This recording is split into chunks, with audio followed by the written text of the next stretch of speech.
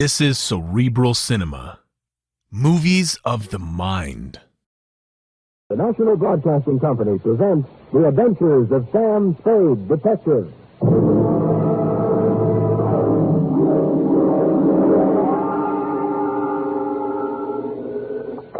Sam Spade, Detective Agency? Me, sweetheart, bounce along, Spade. Bounce along, Spade. The only cowpoke in the West with so much daylight between him and his saddle, the California Limited, can pass under without ever slackening speed. Sam! I'm rough and I'm tough and I'm ready, gal. I'll outshoot, outride, and outcourt any man in boots.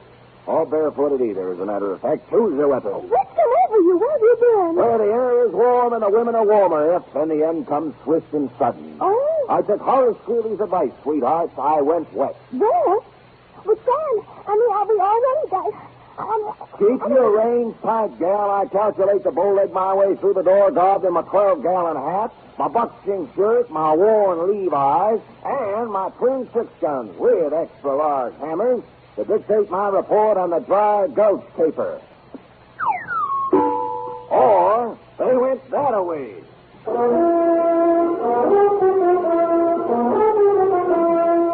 For NBC, William Spear, radio's outstanding producer-director of mystery and crime drama, brings you the greatest private detective of them all in The Adventures of Sam Spade. Effie! Come here, Prairie Flower. Are you the new schoolmarm? Oh!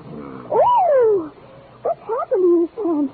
You're so strong, so real. For real? Not only that, so beat, Effie. So absolutely beat. Oh, was there anything I can get you? Not unless you have an in at the local cushion factory.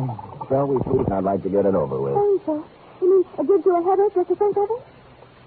It's not my head that I was referring to. You ready, little partner? Ready, Spade? Date, fill it in, to Lieutenant R.C. Halliday, robbery detail, San Francisco Police Department City. Firm Samuel Spade, license number 137596. Subject, the Wild West Caper, or Hopalong Cassidy can have it. Dear Halliday, I should say at this very instant, I should be cramming for my entrance exams to the mission home for Saddle Store private detectives. But knowing how this report will tidy up your files, I shall proceed in a standing position. It was late yesterday afternoon when, for me, the bells tolled. That was when I first heard the purty voice of the girl of the Golden West. Mrs. Spade, you are Sam Spade, the detective. 7 days a week, 24 hours a day. Who? Mrs. Spade, I'm calling about my grandfather. You don't even know who I am, do you? I cannot tell a lie. I don't, ma'am. My name's Penny Brewster, and I hope I can tell you the story before Grandfather comes to phone. The story? Yes, you see. Oh, here he comes.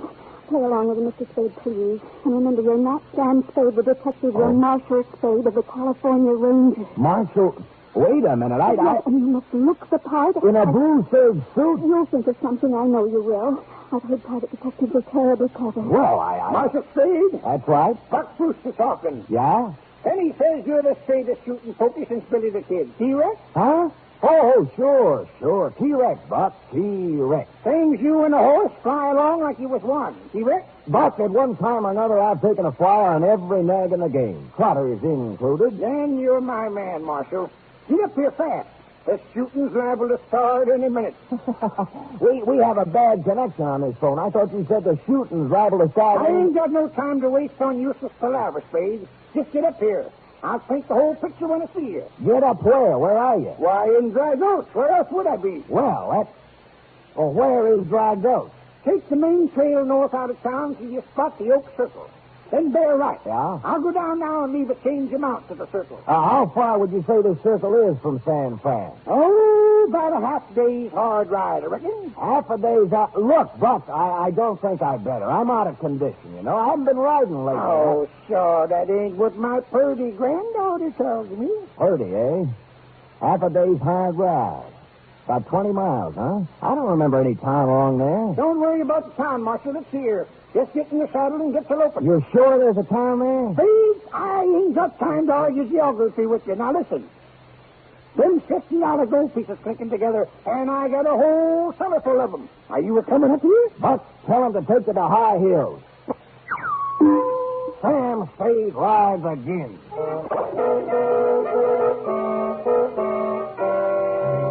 made 2 stops before I hailed a cab and told the startled driver to proceed north on the main trail out of town. At a corner newsstand where I riffled through a Western Story magazine to determine what the saddle and sagebrush set is wearing this season, and at the Hitch and Post costume shop where I donned what I thought was a rather colorful facsimile of the same. We drove out 101 at a smooth 55 for almost half an hour before I spotted a circular clump of trees, complete with horse. As we reared to a halt, the driver looked back at me and shook his head. I'm taking down your description, Buster, just in case they ask. Black 10-gallon hat, purple silk shirt, orange Angora chaps. Boy, I've seen everything now. You obviously aren't an Esquire man. Now, this wardrobe was personally endorsed by Mr. T. Yeah. Yeah. You sure you want to get out here, Buster? At this very spot, Buster. But there ain't nothing here, but nothing. Wrong, my good man. For you, there is this. For me, yonder steed and the dusty trail on your right. Pleasant journey back to the fort, and keep an eye peeled for the Indians. A fruitcake. I've been hauling a fruitcake. We drove off, and I staggered on the sides of my ankles toward the horse, the mount that Buck had left for me. Now, this ornery critter took one look at my costume, and as I swung up into the saddle, he shuddered, then closed his eyes, and zowie! Hey, wait for me, horse! Hey, horse!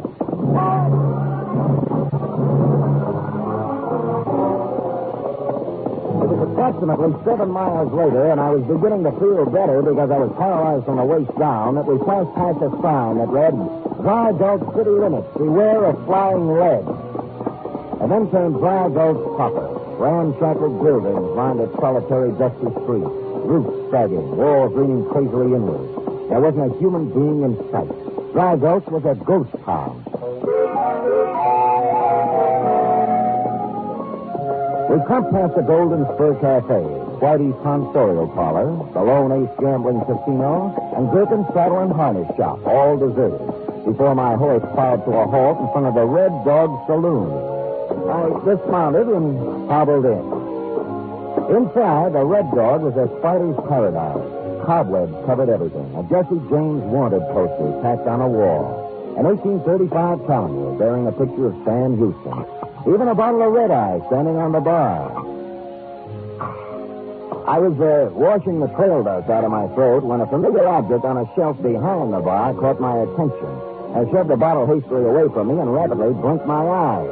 But what I'd seen was still there. A brand new oak tape television set. And then somebody shoved another familiar object right into my ribs. For your sake, I hope you're Marshal Spade. The same, and also for my sake, I hope you don't have a nervous trigger finger. Mighty careless, Marshal, drinking with your back to the door. Let me look you over. Turn around. At the low. All right, Buck. There we are. Well, why in tarnation are you rigged out like that? Well, perhaps these aren't my best colors, but, how about the shooting you spoke of? What's the trouble, Buck? Oh, it's that low-down snake Blackie Tolliver, Marshal. Blackie Tolliver? Oh, you must have heard of Blackie. Here, this is him here. Blackie Tolliver, sought for the robbery of the Cattlemen's National Bank, Oklahoma City, June 25th, 1894. Rough ornery cayuse. But he left. We crossed trails first when he pulled that job. Me being a sheriff in 94, it was up to me to chase him down. But he wrangled himself a pardon. Slippery snake. And then? Well, 4 years later, I hit Tombstone, all time to settle down. Even had a little family all picked out, but it never happened. What did? Oh, that creeping, crawling Blackie Tolliver sweet talked you into leaving town with him. Your girl ran off with Blackie? To get hitched in Dawson City. Then he stranded her there, sick and broke. I burned the letter getting to her when I heard. But I was too late. Oh, I'm sorry, Buck, but that's a long time ago. Well, I vowed I'd get that sidewinder. I chased him all over the West. But if you couldn't catch him, then 3 days ago I seen him again. Here in Dry Gulch? No, on TV. What? Yeah, some program was telecasting about a new bank opening in Frisco. And there, big as life, was Blackie right on the TV. You could recognize him on television? Amazing. And you know what he was doing there, Marshal? What? Blackie Tolliver, who's held up more banks than I've got fingers and toes, was the guard in that bank. You mean he pulled a switch, huh? Trailing with the law now. Quick as the TV was finished, I read him a letter. I challenged him to a shootout here in Dry Gulch where no one could interfere. And as soon as he shows up, I'm going to cut him down. Well, what makes you think he'll show? Well, two of his gang was skulking around yesterday looking to lay out for him. You mean two of his gang? How do you figure that? Well, it's simple. I sent him that letter when Nene shows up. The first humans to set foot in Dry Gulch in 10 years. Oh. Yes, sir. Now, if Blackie's got a gang, I might need some help, see? That's where you come in. If things get too rough, you're going to step in and swing the tide. Me? Why, I haven't swung a tide in years. Penny! Penny!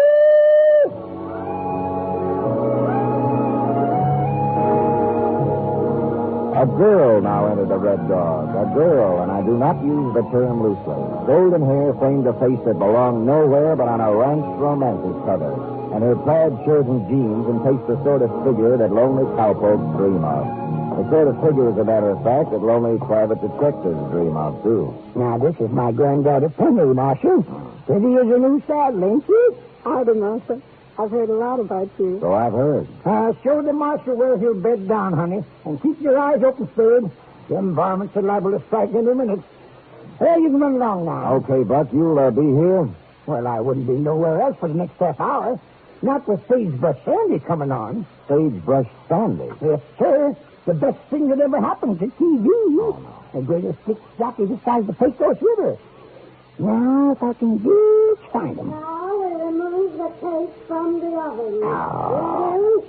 Oh, dear, what a mess. Why, for a quick substitute today. Dad-ratted cooking expert. Oh, Dixieland. That's Dixieland. Musical murder, that's what it is. And San Francisco police have no clue to the whereabouts of two armed gunmen who late this afternoon forced the guard to open the doors of the Park State Bank and escaped with a suitcase full of currency. Dixieland bank robbers. They're in Tarnation Sagebrush Sandy.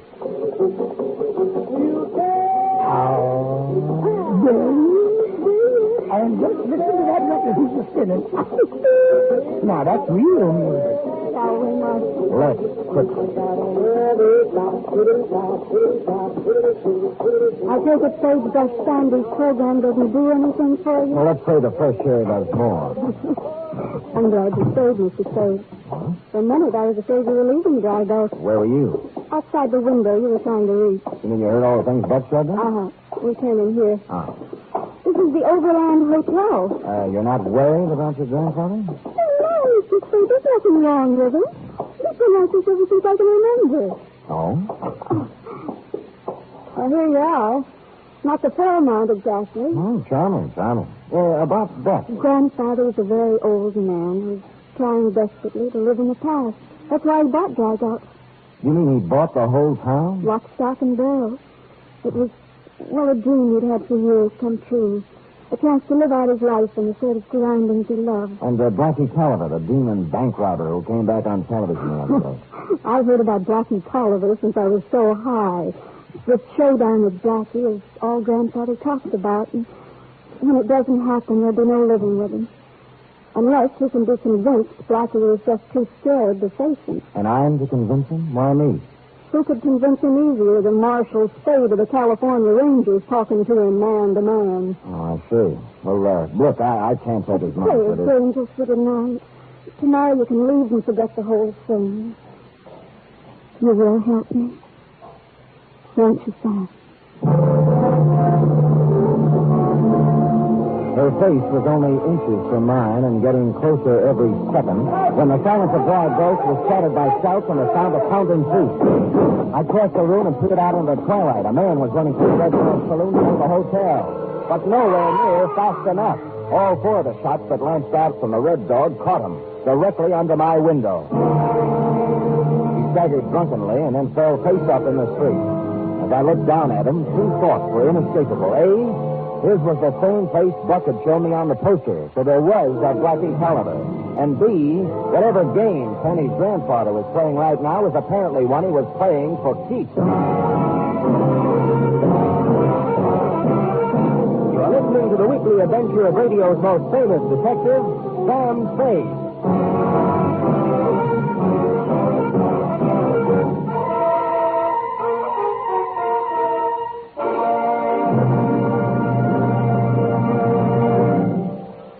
Have you met our new baby yet? I mean, NBC's new baby, The Big Show. And what a baby it is. The biggest baby you ever heard, and he's not crying either. Why should he cry with stars like Tallulah Bankhead, Jimmy Durante, Clifton Webb, Mindy Carson, Meredith Wilson, and a host of others to make him radio's greatest spectacle ever? This Sunday and every Sunday, meet The Big Show. An hour and a half of comedy, music, and drama. All this and Tallulah, too. No wonder it's The Big Show. And Sunday evening over most of these NBC stations also means Theater Guild on the air.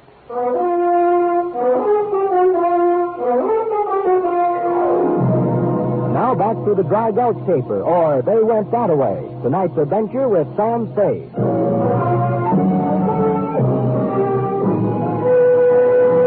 Blackie Tolliver was still alive but unconscious when Penny and I reached him moments later. His forced breathing was the only sound to be heard along dry Gulch's single street. Wherever Buck had gone after the shooting, whatever he was doing, he was quiet as a mouse. I examined Blackie as best I could in the dusty light. He was wearing a Park State Bank guard uniform, and it was soaked with red. He needed medical attention fast. He died, Sam. They'll call it murder, won't they? Let's not talk about that now. Won't they? What else could they call it? Blackie didn't have a prayer. He isn't even carrying a gun. It's grandfather. Oh, Sam, what are we going to do? Right now, we're going to get Blackie to a hospital. That means we'll need horses and some help. There's no one to help us. Well, there's Buck. You saddle the horses, I'll find him. If we take him to a hospital, he still might die, and what are we gaining? If we didn't, no one would ever know that grandfather... Penny. I'll saddle the horses. Sam, please don't hate me for what I was thinking. I carried Blackie to the hotel porch and did what I could to make him comfortable. Then I started looking for Buck. Buck's TV set was still on when I reached the red door, but it was playing to a dark, empty house. I turned away to continue my search, and then I stopped. The music tearing at my eardrums was pure Dixieland. Musical murder, as Buck called it. I checked my watch. 6:23. Only 23 minutes since Penny and I left the saloon. That meant Spade Brush Sandy still had 7 minutes to go. I could see Buck taking a powder after dropping Blackie, but I couldn't see him forsaking his beloved Sandy for Dixieland before he did it. I was wondering who had switched channels when I saw what I'd missed before. A sliver of light shining under a door at the back of the room. I cat-footed my way across the Red Dog and had almost reached the door when, for the second time since my arrival in Dry Gulch, I felt a gun barrel pressed against my spine. Don't stop, Snoop. Let's keep moving right on through the door. I'm sorry, sir. I can hardly hear you with that music. All right, so we can turn it off for music. Thank you. Thank you. Now? Now move. Well, you insist, but I can only stay a moment. Okay. What happened? I thought the population of this town was the one. So did I. I got rid of the old town, but on the way back I ran into this G. Apparently the census taker's overlooking him. It only proves you can believe no man. We are given positive assurance the place is deserted, yet traffic suddenly becomes unbearable. Well, perhaps I was being over-friendly, gentlemen. We Westerners get carried away now and then. Now, if you'll excuse me... Hold it, Snoop. Yes, friend. You have just arrived. Well, really, boys, it's far past my usual bedtime. So you sleep in tomorrow. Sit down. Leave us chat. There were several things in that candlelit back room I could have chatted about. I could have told Al Perino, short, swarthy, and one of the best-known bank boys in the business, that I'd recognize him as soon as his friend herded me through the door. Or perhaps mention the currency stacked high on the table before him, each packet held together by a paper binder with the words, Park State Bank of San Francisco stamped very neatly on it. Now, suppose you tell us about what you're snooping around for. Gentlemen, this is all a grievous misunderstanding. I merely happened by to remind you of the annual rodeo to be held at Devil's Elbow this coming Saturday. An innocent, friendly gesture. Tell us more. A most colorful event, the rodeo. Bronco busting, covered wagon races, wild steer roping, and anyone can enter. Now, perhaps you would be interested? Me? Why, I haven't roped a wild steer in almost a fortnight. Your friend, perhaps? Heaven alone knows how long it's been since I roped a steer. I busted a bronco. Well, it was just a thought. Goodbye. Hold it. Please. I'm most unhappy that we misjudge you, friend. Oh, it's nothing. Every call can't be a happy one. You already make me feel worse. I feel we owe you something for at least thinking of us. Don't you, Corky? Yes, indeed, Al. Yes, it is. I couldn't think of it. I'll just run along. No, our minds are made up. Give it old coffee. I dove for him as the words left his mouth because I knew what they intended to give me. But I only got in one punch because Corky knew what Al was going to say before he said it. That gave him a slight advantage, and it was all he needed.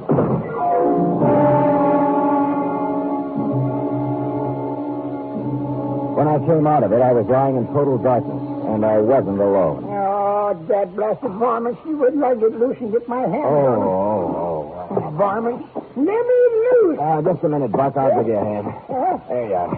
Hey, how'd they get you, Buck? Oh, I was watching the TV, and I heard a car, and then Blackie and them two that were skulking around yesterday drove up, and they walked right into the Red Dog as if they was aiming to steal. Who was carrying the suitcase? Blackie was. And the others was walking along behind him with their guns drawn, protecting him, so I couldn't get to him. Oh. So I sneaked around to the front of the Red Dog, hoping I could surprise him. Well, it was me that got surprised, though. Well, what happened, Buck? Well, they was in the back room, and Blackie was hollering about a double cross and a fair cut. And that's their kind of talk. And then the door busted open, and he came tearing out across the room with that little critter right behind him. That'd be Al Torino. He's the one who got Blackie. He what? Got Blackie. You mean that wall-eyed critter's been messing around my range? Remember we heard on TV about the Park State Bank being knocked over? These are the boys who did it. Well, I'll be your... And Blackie was the hostage that announcer fellow was talking about. He was the bank guard, and they took him. No, Blackie was in it, too. The inside man. He had to be. You think Blackie opened them doors for him without any persuasion, eh? I'll give you odds on it, Buck. And they didn't just happen to pick Dry Gulch as their hideout, either. Blackie must have suggested it after you wrote and told him you were up here all alone. You didn't know it, but you were handing him a perfect hideout. Yes, but why would one of his own gang drop Blackie? Torino and the other one apparently figured a lot of money for three would be even more for two. Yeah, Hey, listen to that. Yeah. Them varmints are fixing to pull out. Come on, let's go get him. I'm right with you, Buck. Hey, hold up. Hold up, you bushwhacking dudes. Hey. Oh, dad rat, it's too late, Marshal. There they go, tearing down the back road. Is there any way we can cut across country and head them off? Oh, no, not afoot we can't. And by the time we saddle up some ponies, they'll be gone. It pains me to even mention this, Buck, but I sent Penny to do just that some time ago. You did? Yeah. Well, what are we waiting for?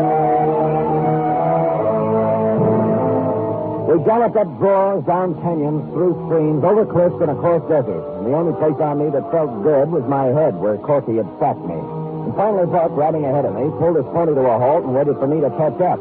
Somehow, I slid south off my horse's neck and was back in the saddle again when I drew abreast of him. Well, we ain't going to have to trap them dudes after all, Marshal. Huh? No, Cripple Creek done it first. Cripple Creek? The driest creek in the west. It crosses the road up ahead of peace.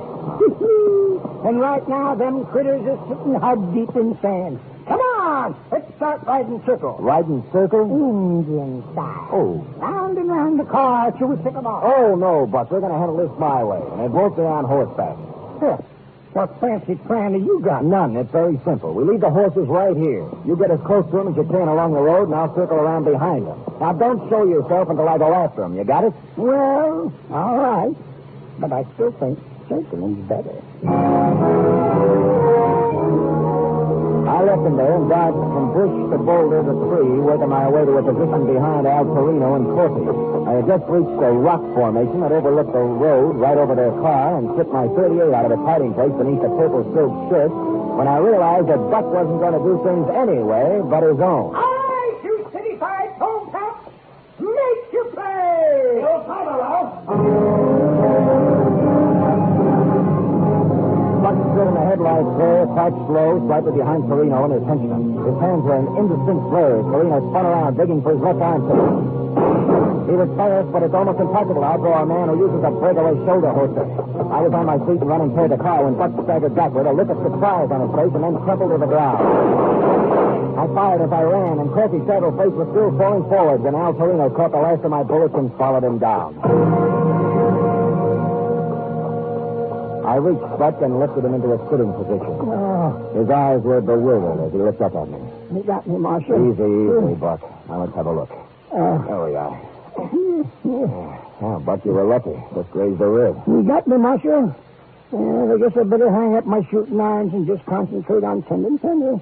You know, Buck, I've been wondering how you wound up with a granddaughter anyway. If the filly Blackie ran off with meant so much to you, how could you... Marry up with somebody else? Yeah. Oh, shucks, Marshal.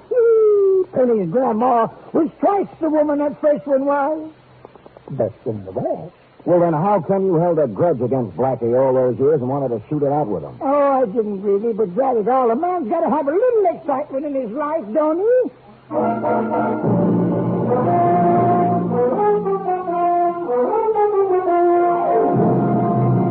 Third end of report. Sam. What a fantastic story. It is that, F. It is that. But go type it up anyhow. Are you sure you aren't making up the whole thing? For the doubting Thomases, I have a matched set of saddle scars to prove the truth of each and every statement. Oh, I think you wait for it. I'll type it up right away.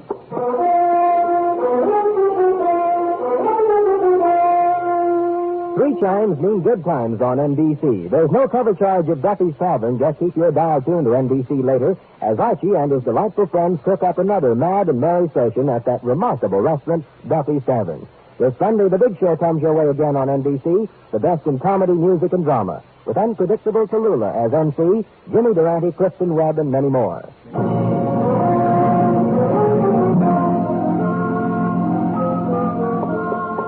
Here it is, Sam. No questions? Yes. One, if you don't mind. Ask, Jeff, ask.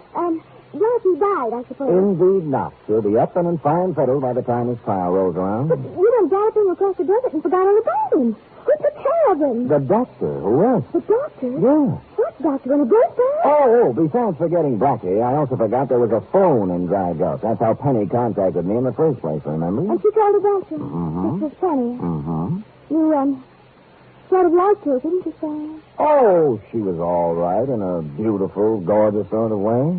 Oh, I see. We never did get to sit down and talk things over, Ash. In fact, I never got to sit down. I should have it. Poor Sam. It's like Mother says, we all have muscles that we're not accustomed to use. And then when we use them, they just... They do indeed, Oh, Ash. Sam. The things you have to do to make both ends meet. Oh, shut up. Come here. Oh. Good night, Sam. Good night, sweetheart.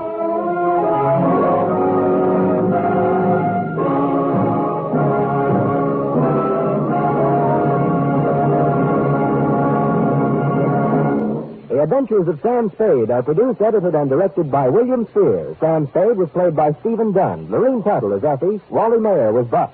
Script for tonight's adventure by Don Terry. Musical scoring by Led Bleskin, conducted by Robert Armbruster.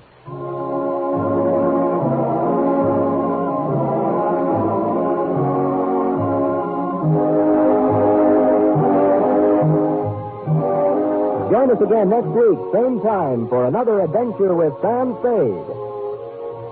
Hear the magnificent Montague, then visit Duffy's Tavern on NBC.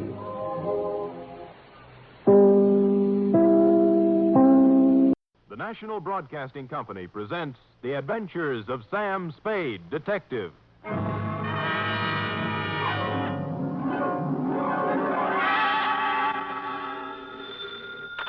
Sam Spade Detective Agency. Me, sweetheart. What was that last? Nothing. That was my teeth chattering. Oh, is it cold out? Out where I was, Effie, I've been swimming. In December? Oh, Sam, you caught a chill. That's true, Eff. I caught a real Russian chill. They're not keeping San Francisco Bay as well heated as they might. The bay? Sam, you were swimming in the... Where else, Eff? But...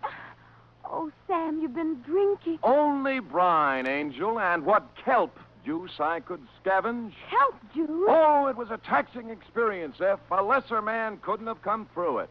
Lay out some dry clothes for me, mix me a hot grog, get out your pencil that writes underwater, and prepare to take down a narrative of international intrigue and espionage, which we will call, let's see, the 251235679 caper. What? Or the Russian's number is up.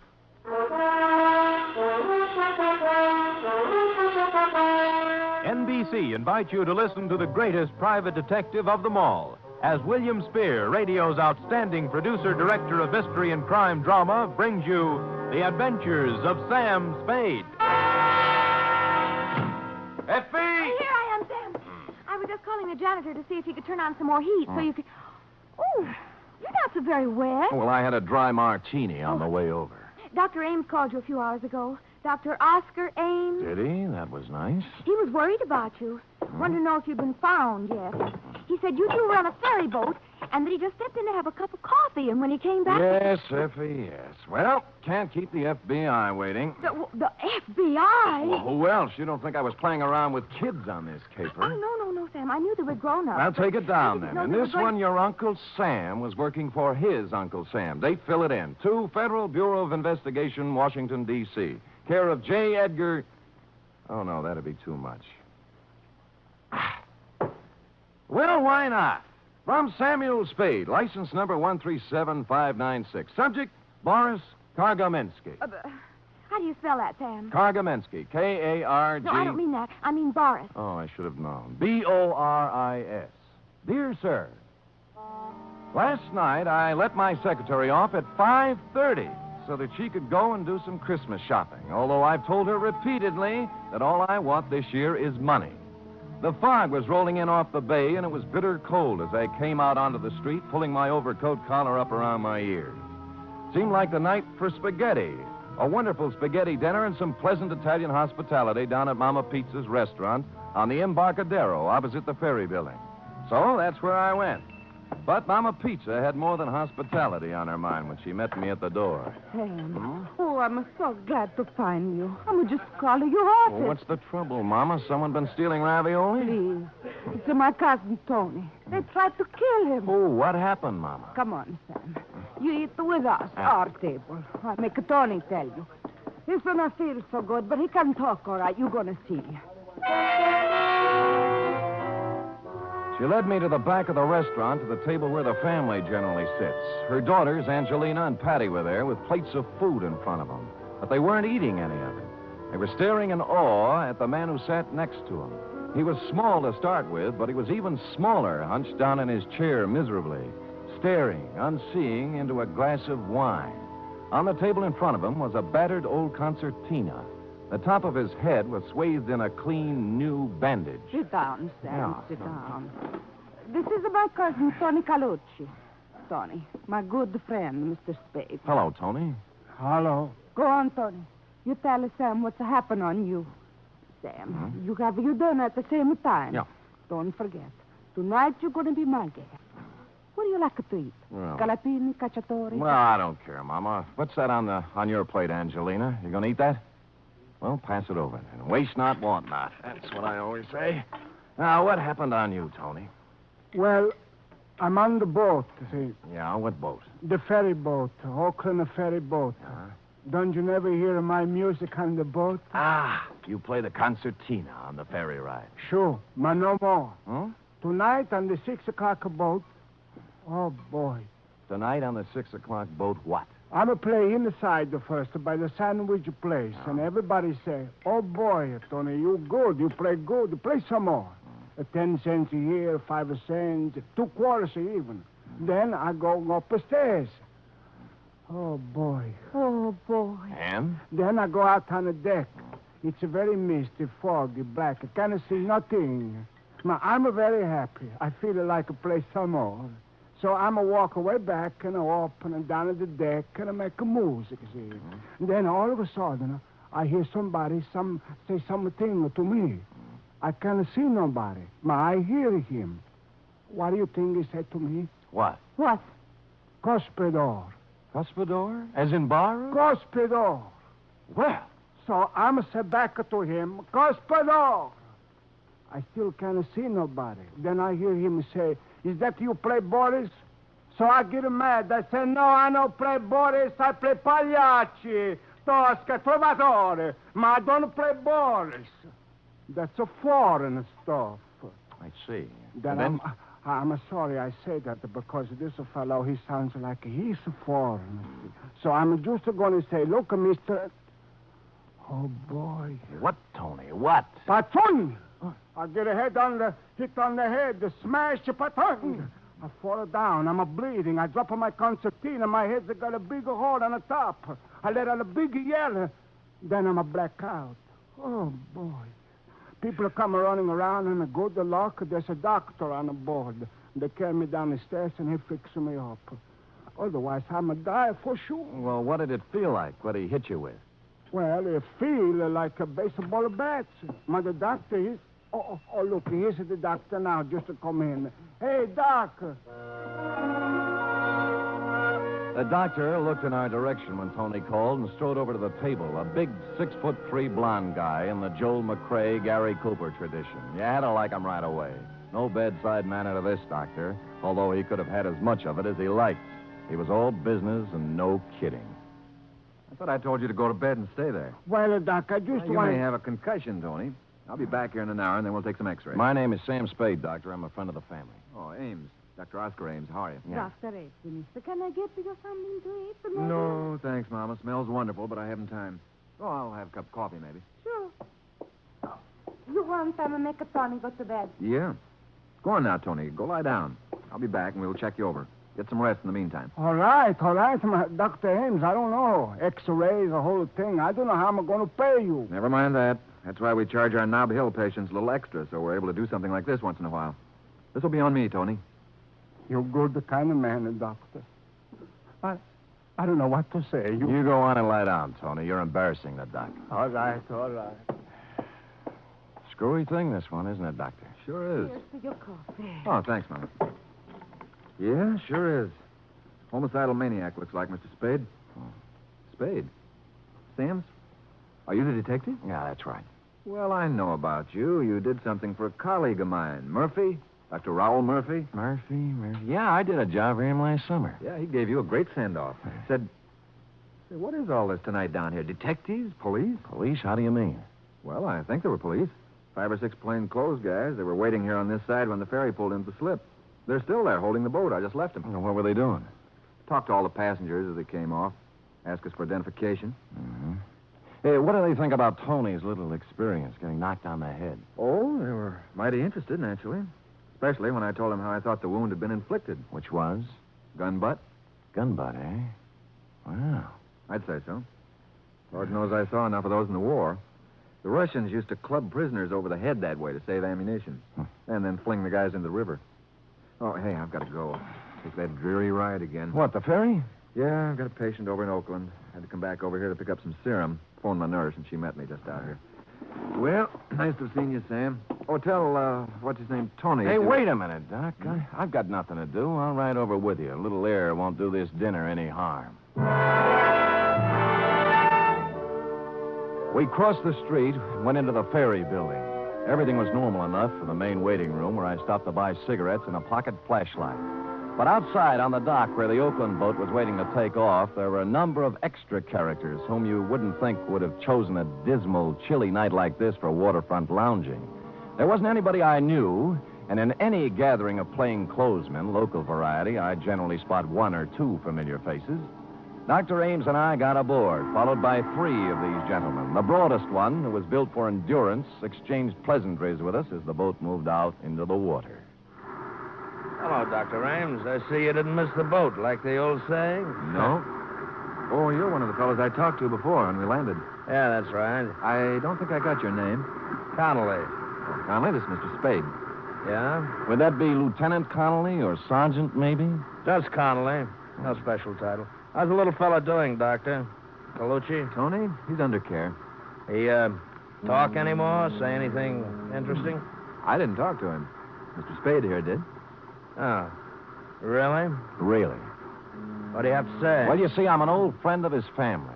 What he told me was in confidence, and I'd really have to know a little more about who I'm telling his secrets to. I see. Spade, your name was? Still is. Nice to meet you, Господин. Господин? Means nothing to you, huh? It might. Господин sounds like another word. Somebody might think you said cuspidor. That's very funny. Yeah. You going to stay out here on deck? We haven't made up our mind. Is that okay? Ought to go inside, have a little coffee at the snack bar. It's comfortable. Ride's over before you know it. Out here, it's foggy, wet, and miserable. Well, I'm going in. I'll see you later. Goodbye, Doctor. Well, maybe he's right, although I must say he's not my favorite man in the world, that Mr. Connolly. It is strictly pneumonia weather out here on deck. Shall we go in? Not just yet for me, Doctor. I think I'll stretch my legs a little. Doc, tell me, where was it that Tony got caught? On the upper deck, I know, but which side? See, we're turned around now. Starboard. Just about directly above where we're standing. Yeah, right. Don't point, Doc. Our friend Connolly and his boys are on their way out to see us. No, they went back in. You think they're as mysterious as they seem? Oh, definitely that. You know what made them turn back just now? Decide it wasn't necessary to check whether we were still here? No, what? They can't make us out here. It's too dark. But they can see 2 lighted cigarettes. Sam Spade, detective. Mm-hmm. Look, even in the face of pneumonia, you want to get up there and look around where Tony was, don't you? I do. Well, then hand me your cigarette, and I'll smoke them both a yard apart, and we'll both be here. Except you. Oscar Ames, M.D. Masterful thinking, Doc. Go ahead, I'll be here.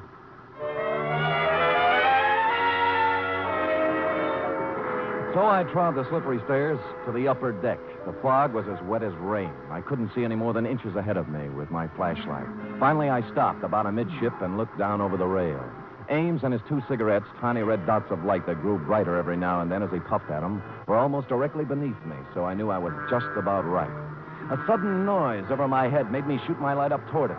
It came from a piece of canvas that had suddenly ripped loose, the canvas that covered the top of a lifeboat. I got up there somehow and perched precariously, holding onto 2 steel supports with one arm. The piece of canvas had been ripped open with a knife, a hole large enough for a man's body to get through.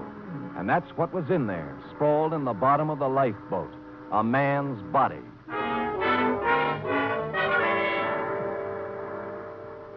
He'd been stabbed in the neck. This was the man who had slugged Tony, or so it seemed, because the gun was still clenched in his right hand, barrel reversed.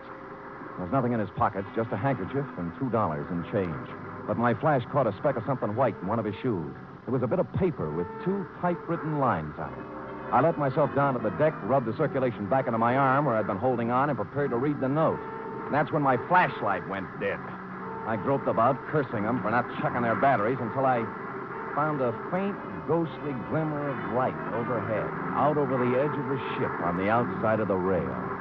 I climbed over, steadied myself against lurching, and lit a couple of matches.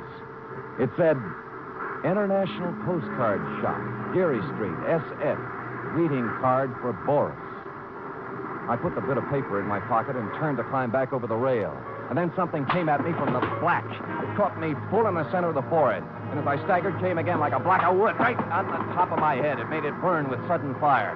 Tiny points of light glittered in the blackness, came rushing toward me and grew larger, and I fell crashing over the side.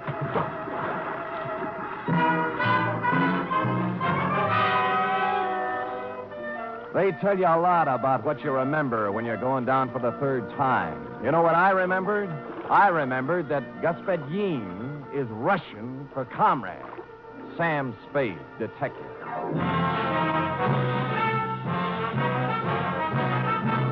You are listening to the weekly adventure of radio's most famous detective, Sam Spade.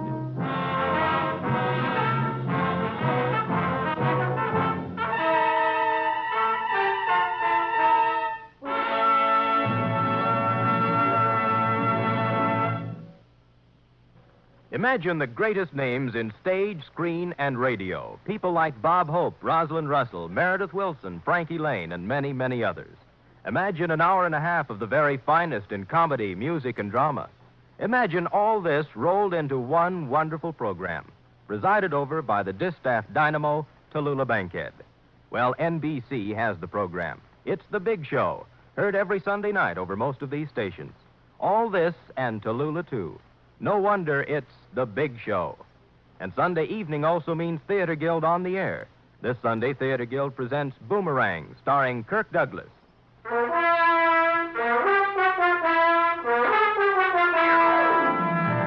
And now back to the 251235679 caper. Tonight's adventure with Sam Spade.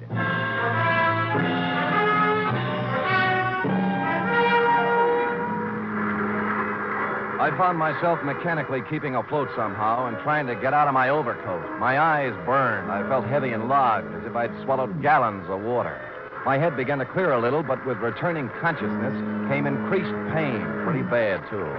From out of the misty blanket, from every direction, in a dozen different keys, from near and far, foghorns sounded. I knew that by now the current had swept me out of the path of the Oakland ferries. The water was chilling me, and I turned over and began swimming, just hard enough to keep the blood circulating. The lights of a boat came into sight suddenly, and I threw back my head and yelled.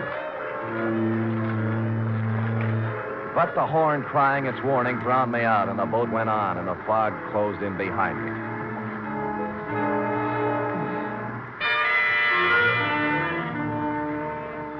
And then I found myself full of a strange and wonderful weariness. The water wasn't cold anymore. I was warm with a comfortable, soothing numbness, and I knew what to do. I'd swim until I didn't hear the noise of the horns anymore, and then in the quiet of the friendly fog, go to sleep. So I began to doze. And then some lights came into my eyes, and I wanted to stay in the dark, and I turned my face down into the embrace of the water.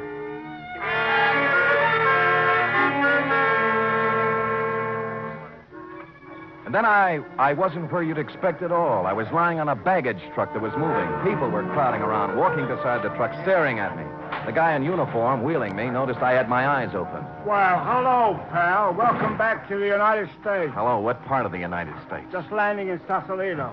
Lay still. We'll take you over to the hospital. Sausalito. How long before this boat gets back to San Francisco? Right away. Well, okay, I'm going with... Hey, wait, sir. You ain't in no condition. Thanks, I'll be okay. Half an hour later, shivering and shaking in my wet clothes, keeping my mouth clamped tight so my teeth wouldn't sound like a dice game, I climbed into a taxi at the ferry building and went to my apartment. There I swallowed half a pint of whiskey and rubbed myself with a coarse towel until my skin was sore. Then I looked in the pocket of the soggy suit I'd hung up to dry. It was still there, a piece of paper from the dead man's shoe, damp but legible. International Postcard Shop, Geary Street, SF. Greeting card for Boris. I got up to put on a dry suit and then changed my mind and put the wet one back on. Good evening. Good evening. Are you the proprietor here? Yes, that's right, sir. 6 years at the same location. Oh, you, my goodness, is it raining out? You really got... Dowsing? Yes, I did. Nice collection of postcards from all over, eh? Yes. South America, every place. Yes, yes. I pride myself on having the most complete possible selection. Was there something you had especially in mind? Yes, there was. Oh? I'm looking for a greeting card for Boris. You... What's the matter? Didn't you hear me? Yes. Didn't you understand? Well, Well, what?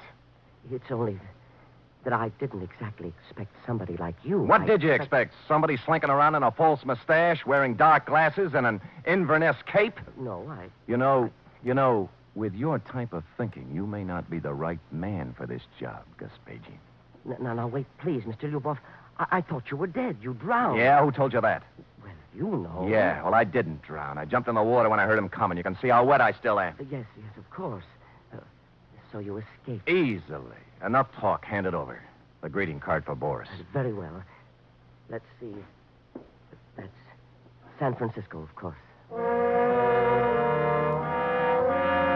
He turned and reached down onto the counter. I slipped my hand under my armpit and held my .38 ready in case he came up with something similar. But all he brought forth was a box marked special. On this, he expected something and handed it to me. I took it with a knowing expression on my face, but I didn't know from nothing as to what it meant.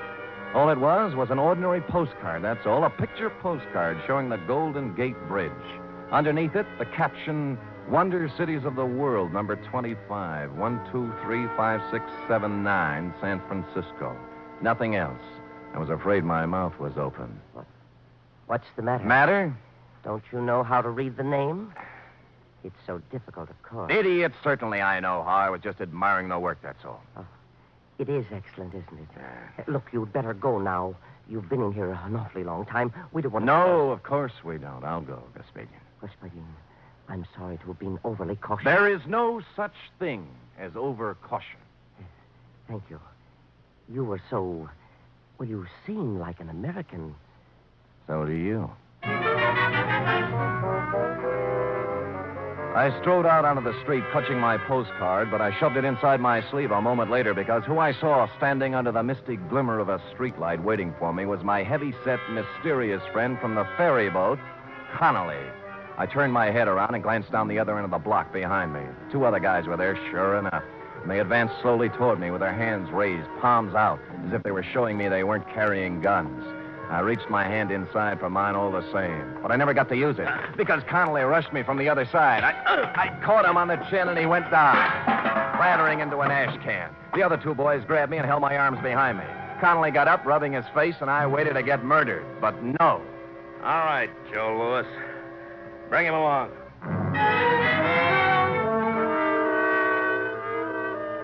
And so they did. We didn't go far, though, just around the corner to a little hamburger place that had a sign in the door saying closed, although there were lights inside. Connolly knocked on the door, and a fellow with an apron came and opened it and locked it after us. Connolly gave him a nod, and we sat down at a table while he brought us coffee. Spade, we've checked on you. You seem to be okay. You stand in good with the department, friend. What department would that be, friend? This department. FBI. Oh, ho. Now, maybe you can help. Anyhow, we don't want you going around making a noise and messing it up for us, so here it is. I'm all ears. Did you ever hear of a man called Boris Kargaminsky? No. Well, not many people have, even in Russia. Boris Kargaminsky is the top Soviet agent in America. He's the head man. He organizes and runs everything for them here. I see. Now, he came to this country 7 years ago and vanished. We've been trying to find him ever since. False passport, of course. That didn't help. There's nothing anywhere on Kargaminsky. No pictures, not even in Russia. No fingerprints, nothing. Every lead we had, dead end. And then we got word last week. Go ahead, drink your coffee. Oh, I'm too interested. We got word last week that another agent, an unimportant little guy named Lyubov, was on his way to San Francisco and that he would definitely have to contact the big gun. Something to do with the Chinese war business that only Kargaminsky is big enough to handle. Well, our man tailed Lyubov all the way out here, and then he lost him. The Oakland ferry. Well, it didn't bother us very much. He called us, and we were waiting on this end. But in pulls the ferry, and no Lyubov. Lyubov was a dead man on the lifeboat. Right. He must have been up there waiting to be contacted. Yeah, then he heard Tony in his concertina, thought this might be it. Then, when he realized he'd made a mistake and uncovered himself, he conked Tony on the head. Right. Yeah. And his Soviet contact got scared of investigations on the boat following Tony's hue and cry and stabbed Lyubov. So, now we're back where we started. Every passenger on that ferry was okay. What's that you're looking at? Picture postcard. Found a message on Lyubov about the International Postcard Shop and a greeting for... Hey, a greeting for Boris. Boris Kargaminsky. Now, let me see that. I bulldozed the guy in the shop to let me have it. Looks like nothing. It's just a picture, but he said he said I could read the name. Give me it. Golden Gate. No. Oh, these numbers. Wonder Cities of the World. Number 251235679. Hey, wait a minute. What? Print out the guy's name, Boris. All right. B-O-R-I-S. Leave a space. K-A-R-G-A-M-E-N-S-K-Y. Now, put numbers, wait a minute. The top number is 9. Yeah. All right, put 1, 2, 3, 4, 5 over Boris, and then start again. 1, 2, 3, up to 9 over Kargaminsky. Yeah. So? All right, now let's get a postcard. 2, 5, 1, 2, 3, 5, 6, 7, 9. Okay, what's 2? 2 is, O. 5. S. O-S. Now, Kargaminsky. 1. K. 2, 3. A-R. O-S-K-A-R. Well, I guess we know the rest of it. 5, 6, 7, 9. A-M-E-S, correct? Correct. Oscar Ames. Dr. Oscar Ames. What? I was just thinking. He was worried about me catching pneumonia.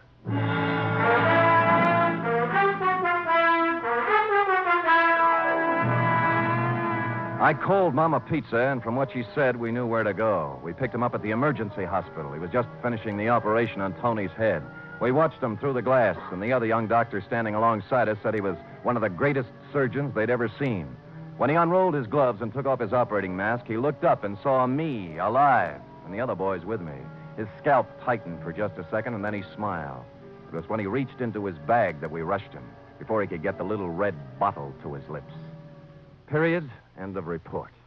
Oh, Sam. A spy story. Yes, it was, F. Everything. A chase and being thrown in the water and mysterious people and a code message. I'm glad it kept you awake, Angel. Sam, Hmm? what is it like not to want to be in America? Not to want to live the way we do in America? I can't imagine, sweetheart. I can't either. Sam, about Dr. Ames. Yeah? Do you think that, I mean, the way you described him and all. Do you think you made him sound too sympathetic? Oh, I described him as he was, that's all. But will anybody think that, well, you know, he was attractive? But you missed the whole point, didn't you? Spies don't go around wearing monocles and talking with heavy accents and acting like spies, not the good ones. It's the attractive, lovable, trustworthy strangers that are dangerous. Now, if you'd met Dr. Ames at a party somewhere, you'd be out with him at a nightclub right now, cooing over a drink and giving him the plans to the Brooklyn Navy Yard. Sometimes I can't... Get mad, Sam. I don't even know where Brooklyn is. Lucky for our side. You don't hate me, do you, Sam? Oh, come here. Oh. Now, does that answer your question? Completely. Good night, Sam. Good night, sweetheart.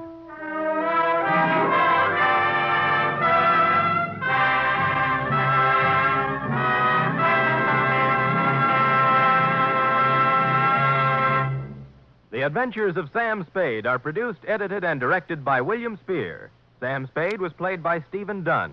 Lorene Tuttle is Effie. Script for tonight's adventure by William Spear. Musical scoring by Lud Gluskin, conducted by Robert Armbruster.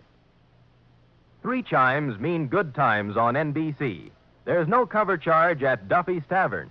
Just keep your dial tuned to NBC later as Archie the manager and his delightful friends cook up another mad and merry session at that remarkable restaurant, Duffy's Tavern. This Sunday, the big show comes your way on NBC again, an hour and a half of the best in comedy, music, and drama, with guests Bob Hope, Martin and Lewis, Rosalind Russell, Frankie Lane, and unpredictable Tallulah as MC. Go ahead, tell him about the thing. Oh, yes, Sam Spade and Effie asked me to remind you about the thing. The thing for kids for Christmas. You know, the thing can be anything you think an underprivileged child would like for Christmas. In your town, there are civic groups who are cooperating with this Thing for Kids campaign. Send your new or used toys to the collection centers in your town and help make some child's Christmas brighter. It'll make you happier, too. Thank you.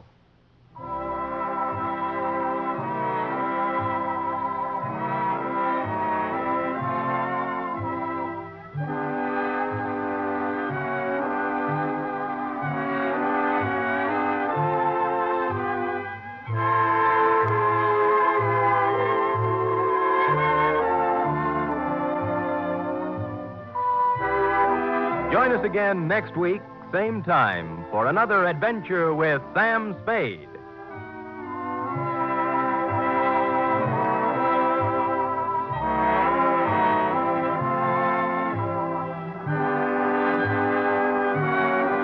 Enjoy the magnificent Montague, then it's Duffy's Tavern on NBC.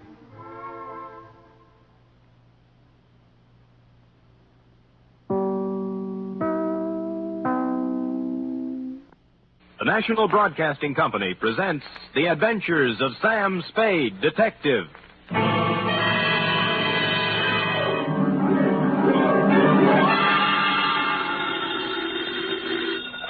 Sam Spade Detective Agency. Me, sweetheart. Merry 29th of December. You too, Sam.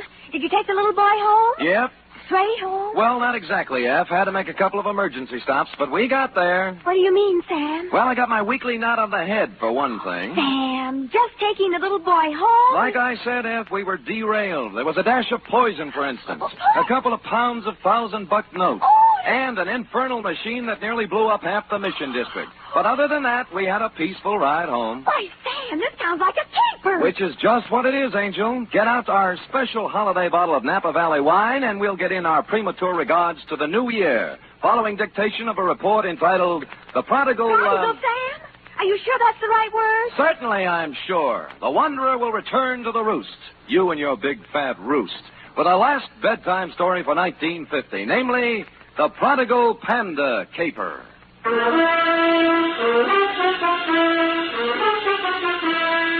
For NBC, William Spear, radio's outstanding producer-director of mystery and crime drama, brings you the greatest private detective of them all in The Adventures of Sam Spade. Effie?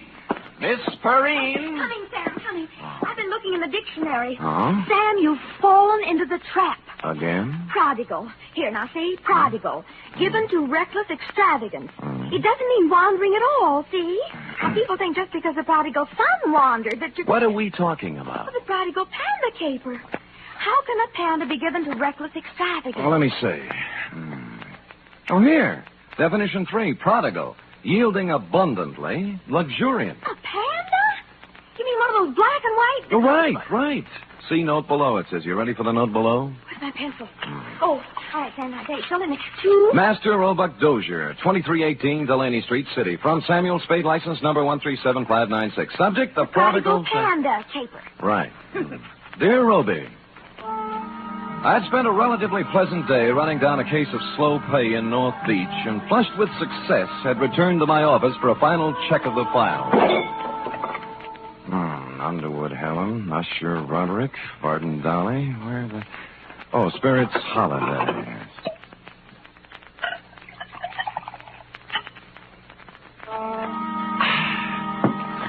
I sat down, put my hat and my feet on the desk, and was loosening my collar when I noticed just to the right of my off ankle one large bag of jelly beans. Sighting past it, I saw in the corner chair an open copy of a magazine featuring on the cover a blonde in a low-cut dress taking a .38 slug from a slack-jawed thug in the background under big red letters spelling out Thrilling Crime Comics. And behind all this, sound asleep, was you.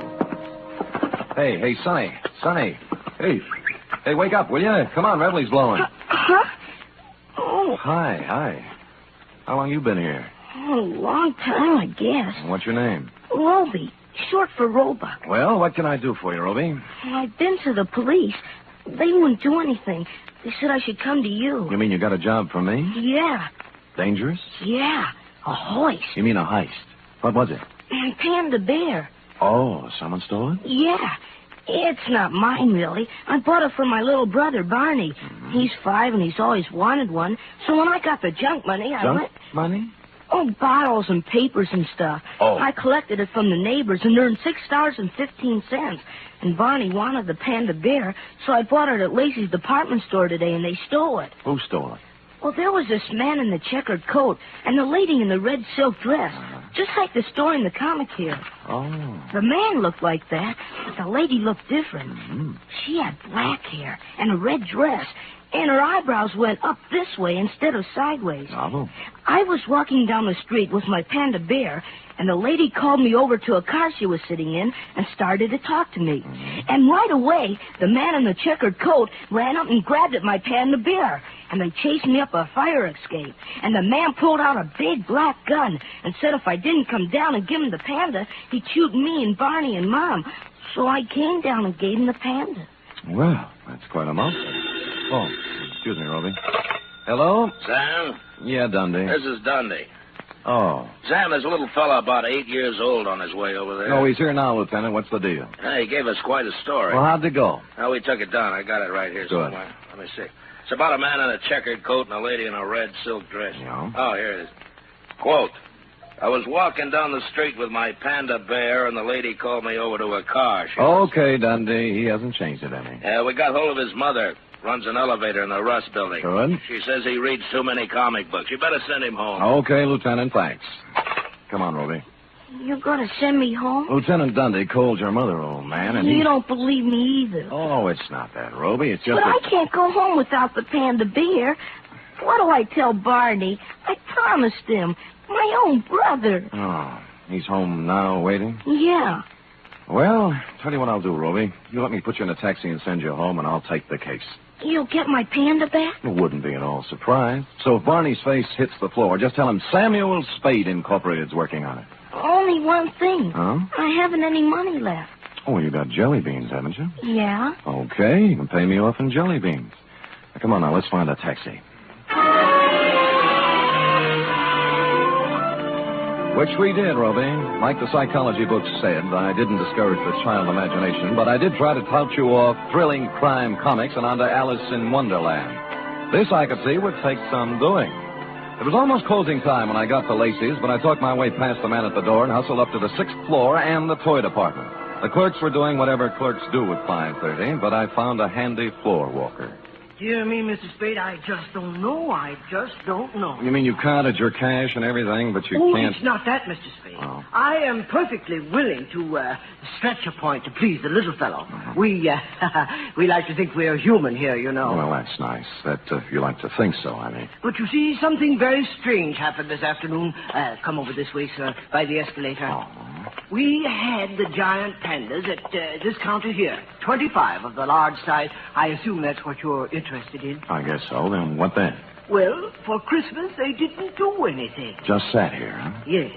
But would you believe it, sir? This afternoon, all 25 were sold. Well, how do you account for that? New Year's gaiety? Well, if you want my personal opinion, it's me. An impressive panda bear, Roby. It was hard to figure out how you could lose anything that big, and harder still to figure out how I'd explain this kind of thing to people who stopped me on Market Street. Be that as it may, my floor walker friend took my cash, tore off the sales slip, and I was about to set sail with my panda when I heard him make the kind of a noise floor workers make when they see what he was looking at. Miss Greenbar! Miss Greenbar! She pointed weakly, turned pale even by floor walker standards, and sagged to the deck.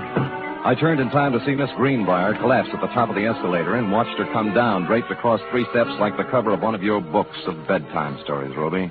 She was the last passenger of the day, or so I thought. When I looked closer, I saw she wasn't a passenger. She was freight. At the lamp counter on the floor above, busily adding up receipts as if nothing had happened, was a dark type built along Dragon Lady lines. I'm very sorry, sir, but we closed. I want to know about the girl who just went down the escalator. Miss Greenbrier? Yeah, notice anything strange about her? Why, is she ill? Yeah. Did she look ill? I thought there must have been something wrong. I said hello to her, and she didn't pay any attention to me. It was only a second ago. Where'd she come from? Around the corner. I think she'd been at the wrapping desk. She had. With a 10-size sheet of heavy brown paper, a batch of metered postage tape, and a shipping label addressed to Master Frankie Carson, 281 Avenida Ruiz, Havana, Cuba. Downstairs, I found my floor walker friend had come around and was bending over Miss Greenbrier with an impressive-looking gent with gray at the temples. Good heavens, it can't be. It just cannot be. That's all. I'm afraid she is, though. In Lacey's, it's unheard of. Why should she be? Good heavens, in my department, too. Excuse me, floor walker. Oh, this is Mr. Spade. He was with me when it... Oh, dear. I'm Dr. Kent Thorne. I was exchanging some Christmas gifts when... Any idea what killed her? Well, it's pretty hard to tell without an examination, and I don't have my things with me. Heart, possibly. Natural causes? Well, of course. Why, do you have reason? There are more natural places to die than at the top of an escalator. And in my department at Lacey's, too. Good heaven. Well, who can say? Have to look up the girl's history. If she had a heart condition, well... Sure. Meanwhile, I'll call homicide. They've nothing better to do. For a minute, I thought I'd been reading too many comic books, Roby, but things settled down when they pulled out the records and found Miss Greenbrier had a heart condition of long standing, and the medical examiner wrote it off as natural causes. So, hoping you would consider a jelly bean bonus for promptness, I picked up my Panda and went. Outside, I'd gone about 10 steps when... Hi, Humphrey. It was Larry Healy, the cop who drives for Lieutenant Dundee, sitting in a patrol car. Oh, you and Bogart. Who's it for? A little kid in the mission. How come? What do you mean, how come? I'm buying a panda bear for a little kid in the mission who likes panda bears. Does that have to be explained? Okay, Sam, okay. Hey, it just hit me. The bear ain't turned out quite right. He needs a necktie. Oh? I just happen to have one here my brother-in-law got me for Christmas. Here, give me. Now, see. Sure. Here. Ooh. Larry, how long has there been bad blood between you and your brother-in-law? Bad blood? Listen, even when we were friends, he gave me ties like this. There you are. On your way, Sam. Thanks. Taxi!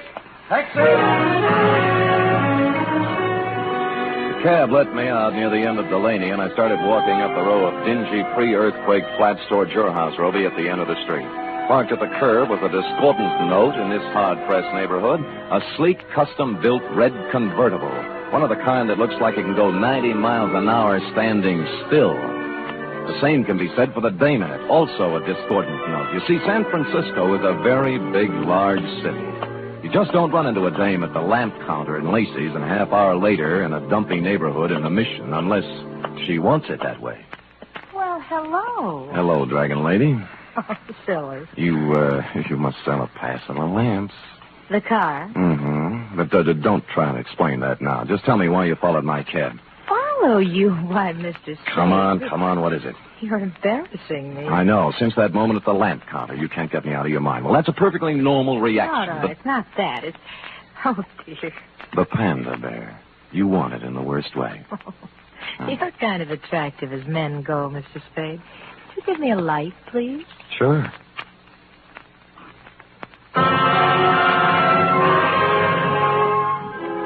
Holding the match up to her cigarette, three things hit me. The black hair, the red dress, and eyebrows that went up instead of sideways. At that point, the sleeve of a checkered overcoat with a big arm inside it came around under my chin from the rear, and the fourth thing hit me.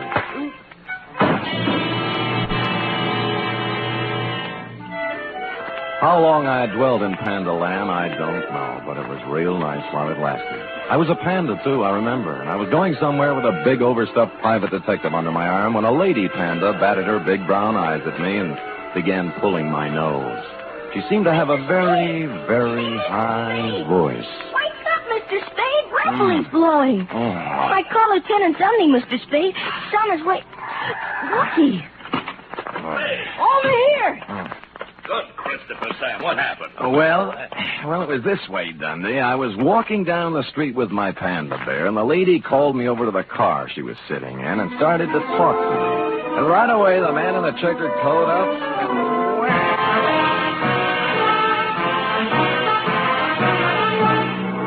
You are listening to the weekly adventure of radio's most famous detective, Sam Spade.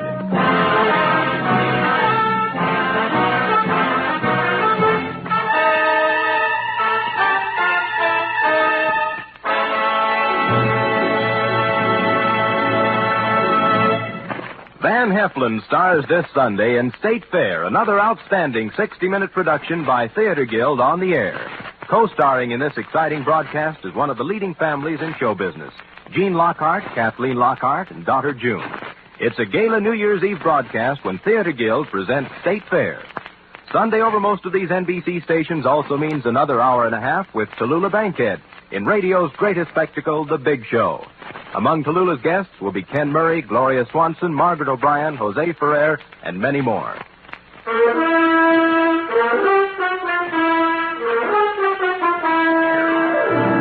Now back to the Prodigal Panda Caper, tonight's adventure with Sam Spade.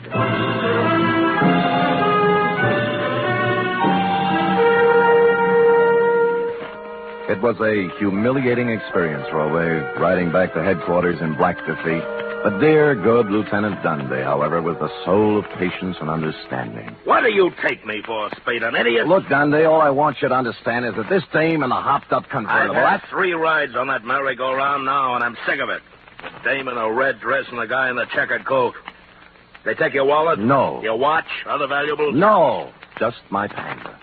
Sam, are you trying to tell me there's a hot panda racket going on? Dundee, boy. Look closely now as I take off my hat. What? There. See? Now, as you know, my head ordinarily does not come to a point. But this protuberance was made by a gun butt, not by imagination. Oh, someone slugged you. I believe that, Sam, but this panda bear... Dundee. Yeah. What? Yeah. Yeah. You were saying something about my panda bear, Dundee. Yeah, maybe I ought to take it back. That dame at the store this afternoon, the one who sold him? Miss Greenbrier. Yeah. I just finished the post-mortem. No heart attack. She was poisoned.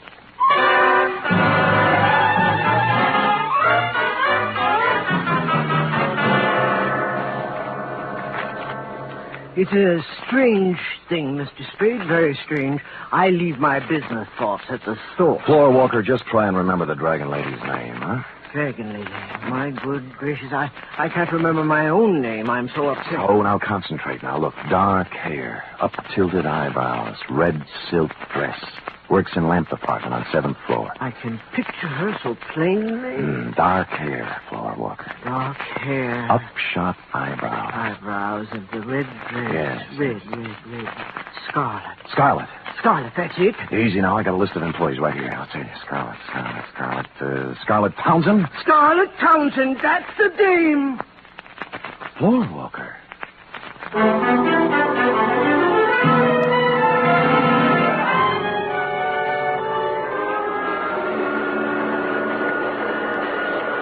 Scarlet Townsend! Yeah, he lives here, right in this room. Move out! Today! Oh, how come? Oh? I said, how come, landlady? Why'd she move? Me! Oh! I tried to keep her on the right track, but her age, you can't tell her nothing. Now, when she drank that no good thing around here, I put my foot down. I said, Scarlet, you're What out. no good day? What's no good dame, landlady? Crystal McCall. Oh. Here, I found this just now as I was cleaning the room. Picture of Crystal McCall. Now, ain't that a swell way to have your picture taken? The name rang a bell, and so did the picture. Crystal herself and me all together. When I got around to the face, I made a startling discovery. Crystal was also the late Miss Greenbrier. Don't look at it all day, young man. When'd you see this girl last, landlady? This morning, she and a fella in a checkered coat come around to pick up Scarlet in a big red open car. Know the fella? Nope, never saw him before. But I'd sure know that car. Oh, you ought to see it. You're not telling me a thing, landlady. I have.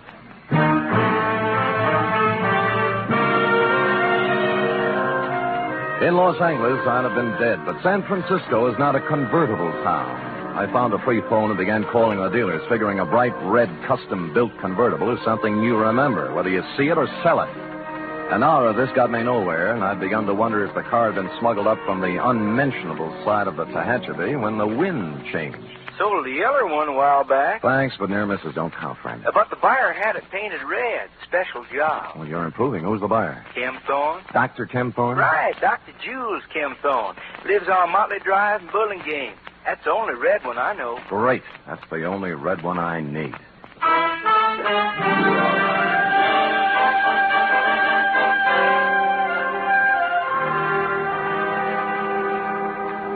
Mr. Spade, this is utterly unbelievable. And I certainly don't intend to stand here all night discussing the pros and cons of Panda bears. All right, Kim Thorne, let's slide over into your field. Meaning what? The sweet young thing at the store. It turned out dirty. The heart attack? The poison attack. Well, suicide, you suppose? What do you suppose? Well, I'm sure I don't know. Look, why don't we hold hands and tell the truth, huh? You'd better run along, Spade. I've had about all of this that I intended. Look, the dead dame was Crystal McCall. Does that mean anything to you? No. The same Crystal McCall who was running around with a hood named Frankie Casella, formerly of New York, now of Havana, by Department of Justice request. This is all very interesting. What has it to do with me? She was riding around in your red convertible this morning, for one thing. That's a hot car, you know. I took a close look at it 2 hours ago and got slugged. I don't know how you score these things, Ken Thorne, but in my book, this calls for a couple of answers. You're right. You're right, it does. Where's the car? It's gone. Who has it? My chauffeur. This is the last straw, I guess. There's no point in covering up for him any longer. Who is he? Lenny Flegel. Oh, an ex-con, isn't he? Yes. I thought I could straighten him out. He's been missing for 2 days this time. He just took the car and left. I knew he had something to do with that girl in the toy department at Lacey's, so I went there today. I guess I was too late. You think Flegel killed her? I don't know. I don't know. Where did you see the car? Near the end of Delaney Street. What's the license number?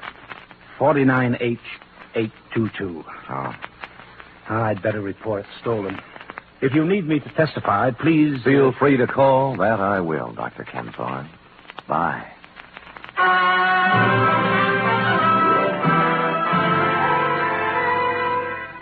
What I had in mind, of course, was to call Lieutenant Dundee and have him slap a 24-hour tail on the good doctor, but something intervened. Halfway down the walk to the street, my eye fell on a round plastic object about the size of a nickel lying in the grass. Clearly, the eye of a giant panda.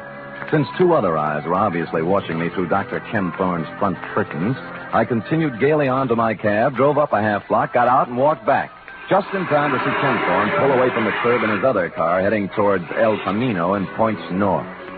Well, this left me free to prowl at will, and 4 matchbooks later, I had found 2 more eyes, a pocket full of panda skin, and a goodly scoop of panda upholstery.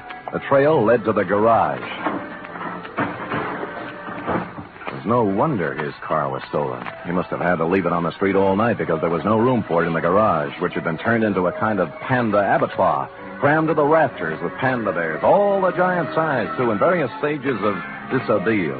Legs, arms, eyes, and innards. A sight to chill the heart of any but the sturdiest private detective, Ruby. But I braced myself and carried on.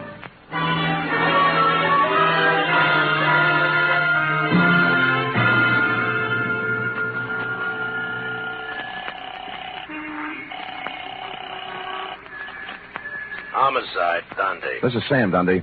Sam, where you calling from? Phone booth in a drive-in on El Camino. Listen, the license number on the red custom job is 49H822. And the guy driving it is Lenny Flegel, an ex-con. Don't talk to me about that car. Larry Healy picked it up tonight going 90 on the Bay Shore. Great.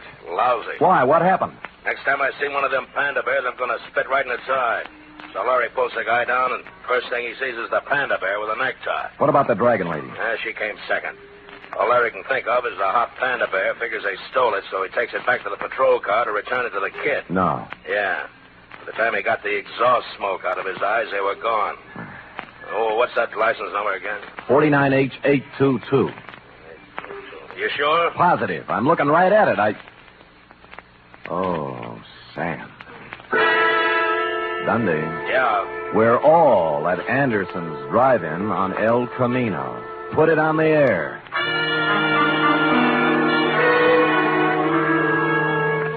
Which just shows you how slow I can think, Roby. The red job was staring at me with its big chrome eyes outside the plate glass window.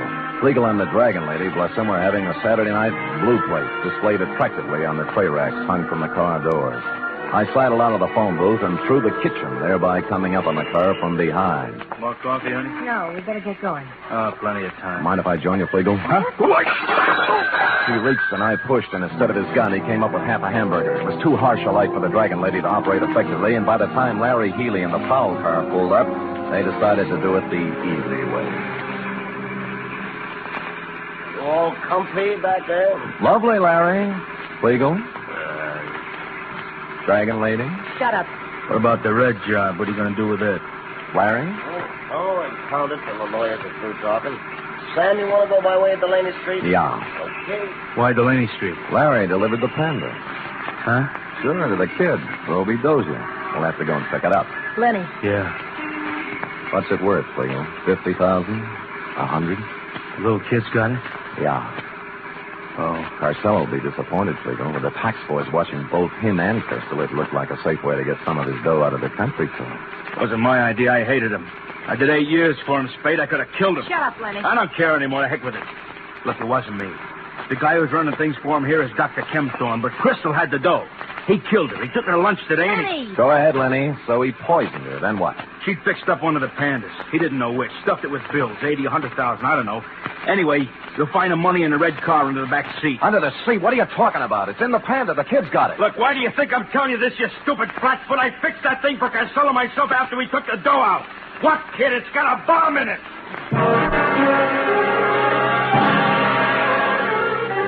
I don't remember much about the ride from then on, Ruby. All I could see was a white line unwinding in the headlights. But somehow we got to the end of Delaney Street and around that corner again. Ruby! Ruby! Over here, in the alley. Ruby, you hurt? No, just resting. Where's the Panda? Well, I'm through with pandas, and so is Barney. Next junk money, I'm going to buy him an elephant. What happened? Well, a policeman brought it. Yeah? I started home with it when a car drove up, and a man with gray hair got out. Kempthorne. What then? Same thing. He grabbed it and got in his car and drove off. He's around the corner there playing with it. Go ask him. I don't care anymore. Around the corner? You mean he...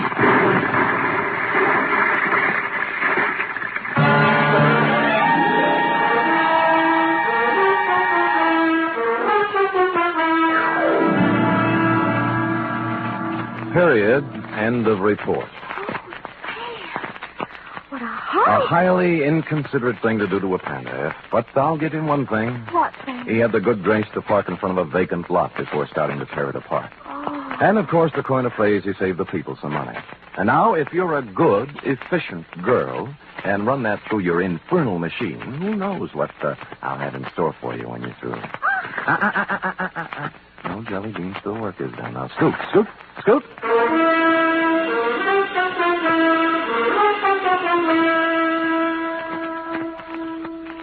Three chimes mean good times on NBC. Friday means another visit to that entertaining eat establishment, Duffy's Tavern. Archie, the manager, and his whimsical friends have cooked up another fresh half hour of laughs and typical Duffy's Tavern madness. And you're all invited. There's also another delightful adventure with Chester A. Riley, played by William Bendix, tonight on The Life of Riley. Keep your dial set to NBC for the very best in radio entertainment.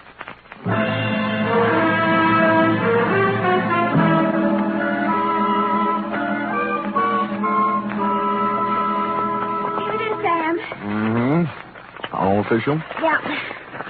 I like the black one. Lay off, lay off. We're no favoriting all the black ones. They're my favorites too now. Master Robot Dozier. Very well. Sam, No?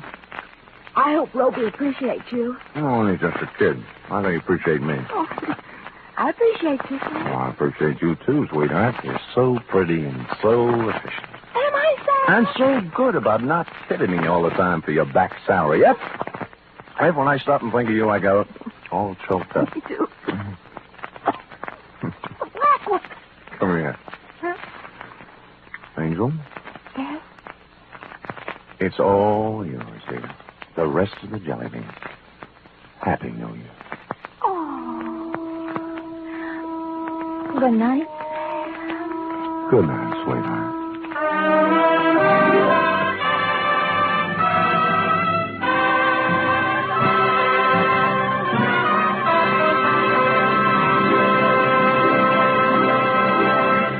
The Adventures of Sam Spade are produced, edited, and directed by William Spears. Sam Spade was played by Stephen Dunn. Doreen Tuttle is Effie.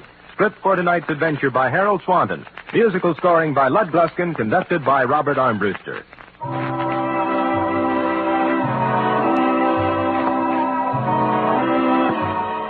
Join us again next week, same time, for another adventure with Sam Spade. Enjoy the magnificent Montague, then Duffy's Tavern on NBC.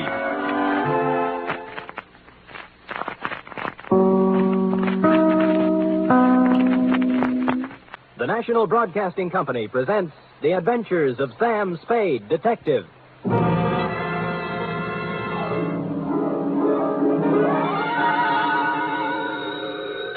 Sam Spade Detective Agency. Me, sweetheart. Sam, where have you been? I don't know what to tell them. Tell who? The reporters, everybody. They all say you're the first private detective in the history of San Francisco to get rich honestly. Uh-huh. Oh, Sam! When I think of all the back salary I'll be getting, the fur coats. Easy, girl, easy. Prepare yourself. Sam? Yep. You mean? The $50,000 is not available to employees of the network or sponsor, which unfortunately I happen to be. Sam! But cheer up, girl. Think of the taxes we'll save. Now, make everything fast. I'm on my way. Meanwhile, puzzle me this. You ready? All right, Sam. Why does a man who is going to blow his brains out set his mental clock ahead 4 hours? Sam, it doesn't make sense. Ah, but it does. Mull and ponder, sweetheart. I'll be down in a trice, 1951 model, with an intellectual type report to challenge serious thinkers everywhere. To wit, the Biddle Riddle Caper.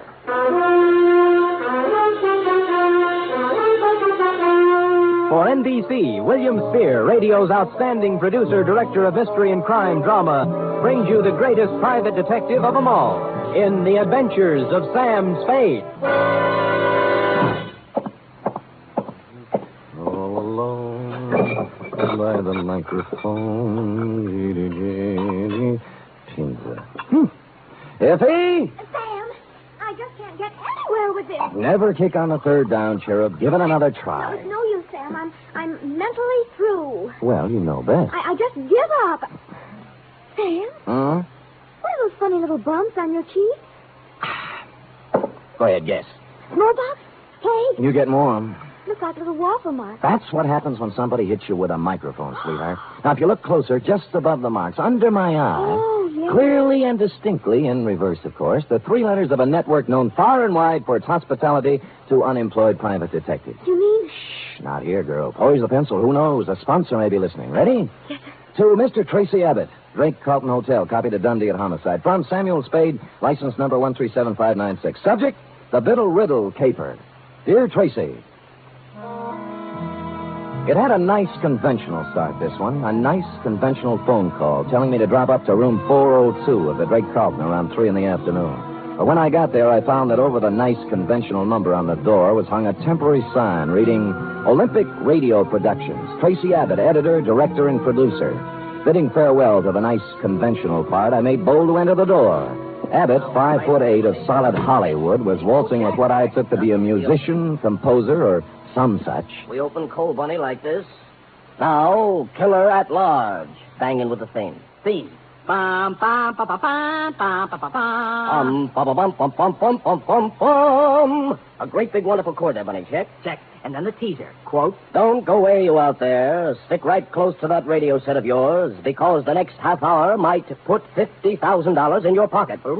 Yes, $50,000 will be paid by the sponsors of this program for information leading to the arrest and conviction of a killer at large. Tonight, that's it, sustain the chord. Yeah. Tonight, the murder, tremolo. Tonight, the murder of Carol Stevens. Then, da-da-dee-bum-bum-bum-bum-bum-bum. Check. What's that? Cymbal crash. Do it again. Don't need it. Check. Check. Big, wonderful, lush. That's the word, lush. With scope and sweep and power. I got it. Well, I'll get as lush as I can with 8 pieces. Scope, sweep, importance. Gotta sound important. Check. Check. I'm Sam Spade, Mr. Abbott. Oh, yes, Spade. Glad to see you. Please sit down. No, on the other hand, you'd better stand up. No time to lose. You have 24 hours to find a man for me. Well, that's pretty short notice. Mr. Spade, Killer at Large is real. We keep a sensitive finger on the pulse of the people. Well, that's nice. We deal in real facts, real people, real crimes, and real criminals. Check? Just how do you do this? How do you accomplish all this on the radio budget of today? Now, you see before you, Spade, the mechanical marvel which makes this possible, the tape recorder. You're familiar with the tape recorder? Oh, more or less. Check. Tomorrow night at 9 p.m. PST, with the aid of the tape recorder, we shall reconstruct one of San Francisco's more sensational, unsolved crimes. The murder of Carol Stevens. You mean the burlesque dame 3 years ago? 2 years, 8 months, and 29 days. You remember much about it? Well, let me see. She turned up dead on the floor of her apartment, didn't she? Check. Victim of the well-known blunt instrument. In this case, a bronze bookend carrying the bas relief of Abraham Lincoln. Much ado. Headlines by the yard. A parade of witnesses, but no arrests, period. Fine. Now, what about me? Our show, Spade, is made up of the simple, honest, spontaneous statements of the witnesses themselves. Mm-hmm. We're set on this one except for one man. The most important one in the case, of course. Oh, who's that? Jimmy Biddle, the doorman at the Broadway Burlesque. At the time the Stevens girl was killed. Oh. Knew her, some say he loved her. Top suspect until he came up with an alibi. Our advance men have combed the city for 2 weeks trying to find him, but no luck. So he's blown town. That's what I thought until this morning. You mean you've heard from him? I heard from someone who said he was Biddle. He also said he knew who killed Carol Stevens. And he wanted the $50,000. Right. I mean, check. Oh, fair enough. Well, that's what you advertise, isn't it? Not to people who hang up when you get curious. If it was Biddle, I've got to record his story. I want him here by 8 tomorrow night. Check? Well, since you keep bringing it up, check. Yes. You can make it out for $100. At homicide, I cased the files on the Stevens thing. San Francisco's answer to the Black Dagger. A cheap killing of a cheap dame in a cheap apartment that used a lot of expensive newsprint.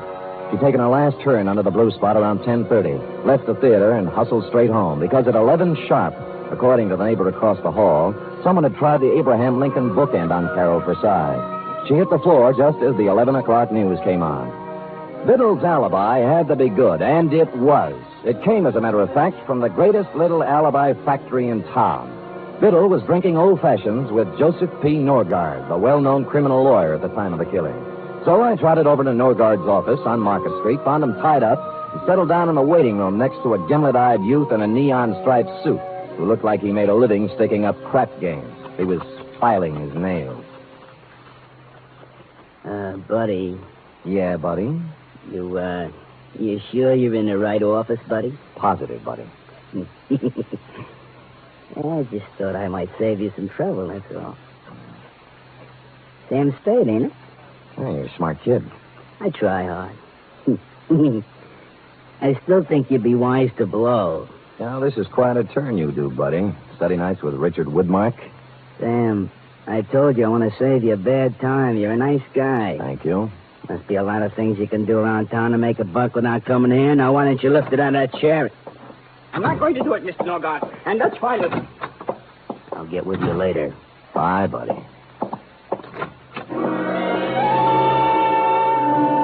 The guy who bustled out of Norgard's office was flabby, florid, and frightened. Pinstripe gave me a last baleful look and sidled out into the hall after him, which was nice because I was running out of punchlines. Luke, I thought I told you to. Oh. Mr. Norgard? I am? I'm sorry to barge in. My name's Spade. I'm a private detective. Of course you are. And a hungry one. Well, we're polite in here, too. Why do you say that? You're the fourth today. Oh? I'm about to prepare a mimeograph statement entitled, What I Know About the Stevens Case, or You Too Can Make $50,000. Like a copy? You know, I can't remember when I've been treated so nice. What do you know about the Stevens case, Mr. Norgard? It's all in the homicide file. On the fateful night, I ran into Jimmy Biddle as I was coming out of a bar in Chinatown. He'd hit the skids. But he used to be a useful friend, so I asked him up to my apartment for a drink. Was he? Sat him in a chair, made him an old-fashioned, loaned him $5, and hustled him out. Uh-huh. Total elapsed time, 45 minutes, from 10:45 to 11:30 p.m. And that is all I have to say at this time. Have you seen Biddle since? Not since the investigation. I don't know where he is now, and I don't know who killed Carol Stevens. Period. Paragraph. Do you think Jimmy knows who killed him? Maybe. Well, he says he does. Oh? Where did you see him? He's hungry, too. We work the same breadline. Oh, I'm sorry I said that, Spade. Who are you working for? Olympic Radio Productions. Killer at Large. Yes? They want me to come to the studio tonight and record a statement for them. Uh-huh. I wonder if I ought to tell them what I really think. What's that? About Biddle. There's no point in talking around it anymore. I think he killed her. Well, that's a neat trick if he was drinking your liquor at the time. Oh, I think he did it after he left my place. Two things place the time of death. The medical examiner's report, which could be off as much as 3 hours. And the neighbor who thinks he heard the girl fall as the news came on. How reliable is that? Well, they usually think of those things during an investigation. But they didn't think hard enough. You say you talked to Biddle? He called my client. Why? He had 50,000 good reasons, according to him. You know, funny things happen when the dough gets into it. Bought people don't stay bought. Lost people get found. Yeah. Well, I've told you all I know, Spade. If you have no more questions. Oh, just one more. Who's the little weasel in the pinstripe? You mean Luke? Yeah. Oh, I put him out there to scare off the hungry ones. Nothing to do with you. And the fat character he's tailing has nothing to do with me either, huh? You really want to know? Love to. He's a pastry cook. I'm representing his wife in a divorce action. Thinks he's Casanova. Pressure cooker, eh?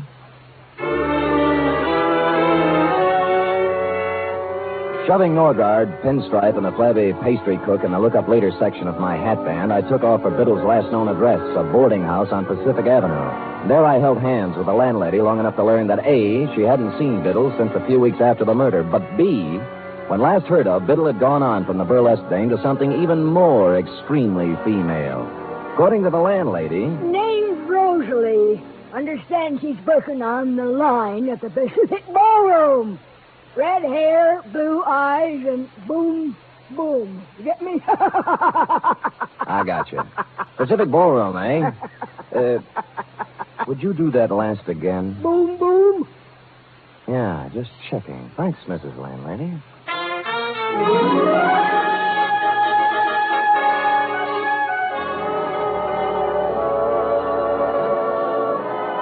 Hello? Hi. Am I the lucky girl? Well, you look like your name ought to be Rosalie. Oh, you're psychic. Got your tickets? Here, let me know when they're used up, huh? Don't worry. Hey. You know you're a pretty good dancer? Arthur Murray, class of 1906. Only I didn't come here to dance. Oh. I'm looking for Jimmy Biddle, you know him? Yeah, I know him. You a cop? Not exactly. Oh, what's the difference, cop or no cop? You'll find him one of these days. Where? In the bay, maybe. Or the morgue. He knows it. That's the funny part. He knows it, and he can't do anything about it. It's got him. Rosalie, baby, look, I know. That's enough about Jimmy. Let's dance, huh? That's what you're paying for, isn't it? Well, come on. Where is he? You're wasting your time. I won't sell him out. I'm through with him, but I won't sell him out. Here's your ticket.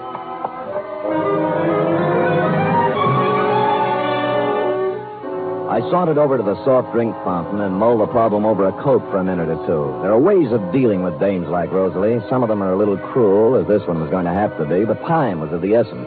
I kept out of sight for 20 minutes or so, watching her dancing in the arms of a moonstruck plumber, and sidled into a phone booth. The Pacific Ballroom does not permit telephone conversations while the girls are working. When I said it was the police, the plumber was turned over to a new candidate, and Rosalie came to the phone. Hello? This is Sam Spade, Rosalie. I was dancing with you a little while ago. What is it? I found Jimmy Biddle's apartment. Oh? What's the matter? He's hurt? That's right. Bad? I'm afraid so. He wants to see you. Oh, okay. I'll be right over. She didn't stop for a rap, just plowed a zigzag furrow through the mob at the main door and climbed into a cab at the curb. The driver must have been an old fan of hers because they were almost out of sight by the time my cab got rolling, and that's the way it was across Market Street and all the way out Van Ness to the marina. Her cab was pulled up in front of an apartment on Jefferson Street, and she'd just gotten out when we slid in behind them. Hiya, you want to go up together? But you said you... I'm sorry, honey. I know it was a dirty trick, but now that's no way to be. You shut up.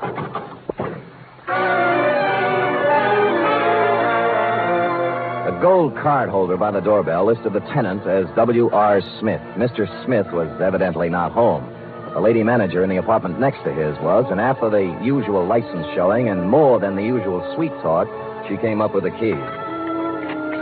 Biddle wasn't wealthy, but he wasn't hungry either. The place had the well-fixed, man-about-town look, right down to the last crystal martini glass in the portable bar in the living room. Next to it was a mahogany desk, in which were sundry checkbooks and deposit slips indicating Biddle had found a prosperous widow or had been doing rather well at canasta. A clock chimed 4 in the next room. Since it was after 10, I wondered why I went in to take a look. Maybe I was psychic, like the girl said. There was a tape recorder against one wall, the same kind I'd seen in your office, Tracy, with a microphone and a roll of tape in it, half used up. Holding the microphone with one hand was Jimmy Biddle. In the other hand, a .38. He wasn't hurt, as I'd told her. He was dead.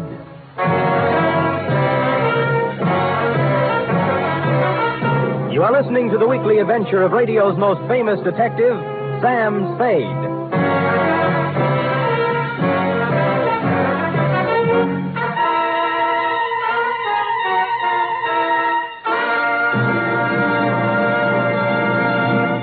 This Sunday, there's another outstanding production by Theater Guild on the air. It's a 1-hour adaptation of the thrilling tale of intrigue in post-war Vienna, The Third Man. Joseph Cotton and Senior Hasso star in this Theater Guild on the air broadcast. And Sunday over most of these NBC stations also means The Big Show, an hour and a half of the finest in comedy, music, and drama. Tallulah will be your hostess, and just listen to a few of the stars. Fred Allen, Marlena Dietrich, Danny Thomas, and Fran Warren. There'll be many more, too, so tune in this Sunday and every Sunday for The Big Show.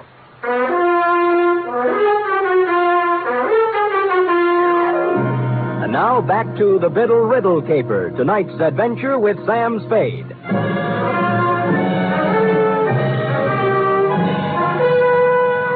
In accordance with Chapter 5 of the Private Detective's Manual entitled How to Keep Your License, I called Homicide and gave him the facts and figures, then went back to the study.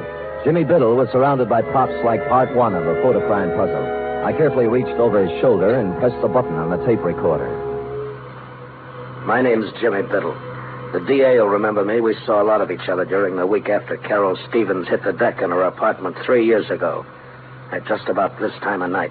I fooled him then. I could probably go on fooling him, but I'm tired of it. I'm tired of living this way. So here it is. I knew Carol Stevens well.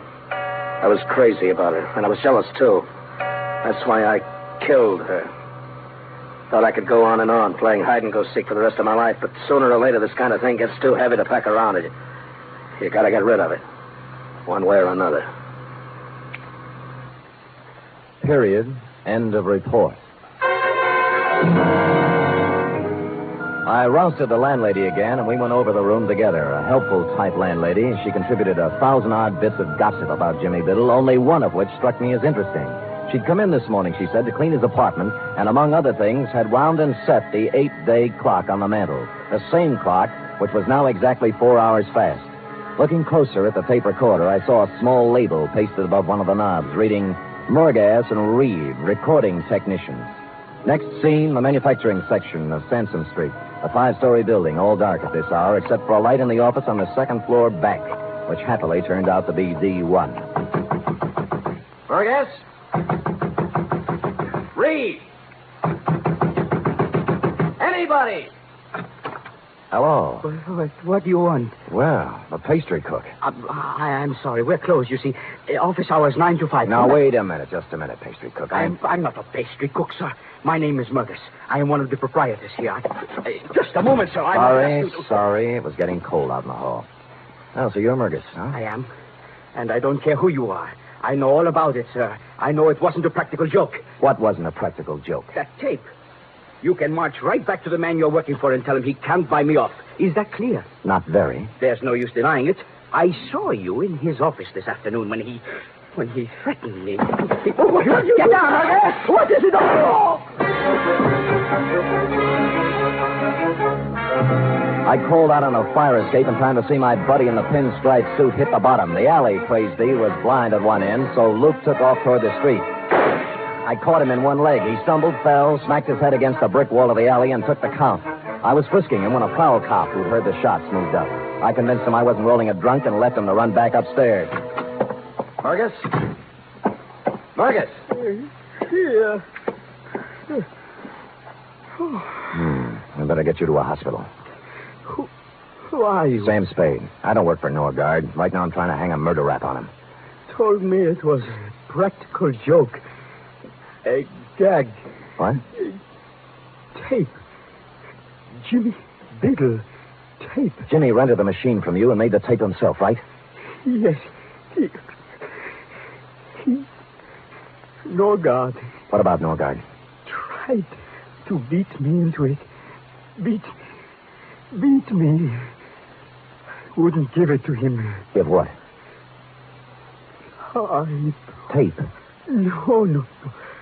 He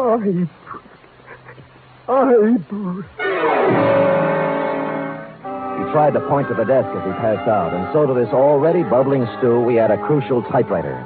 While waiting for the ambulance, I cased it and found nothing, then stuck a piece of paper into it and began to type.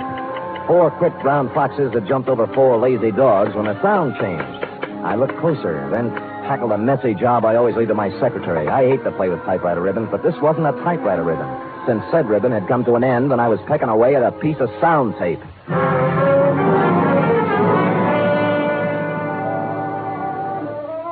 Come on, Rosalie. No, I don't want to talk. Look, come on. My feet are even more tired than they were an hour ago.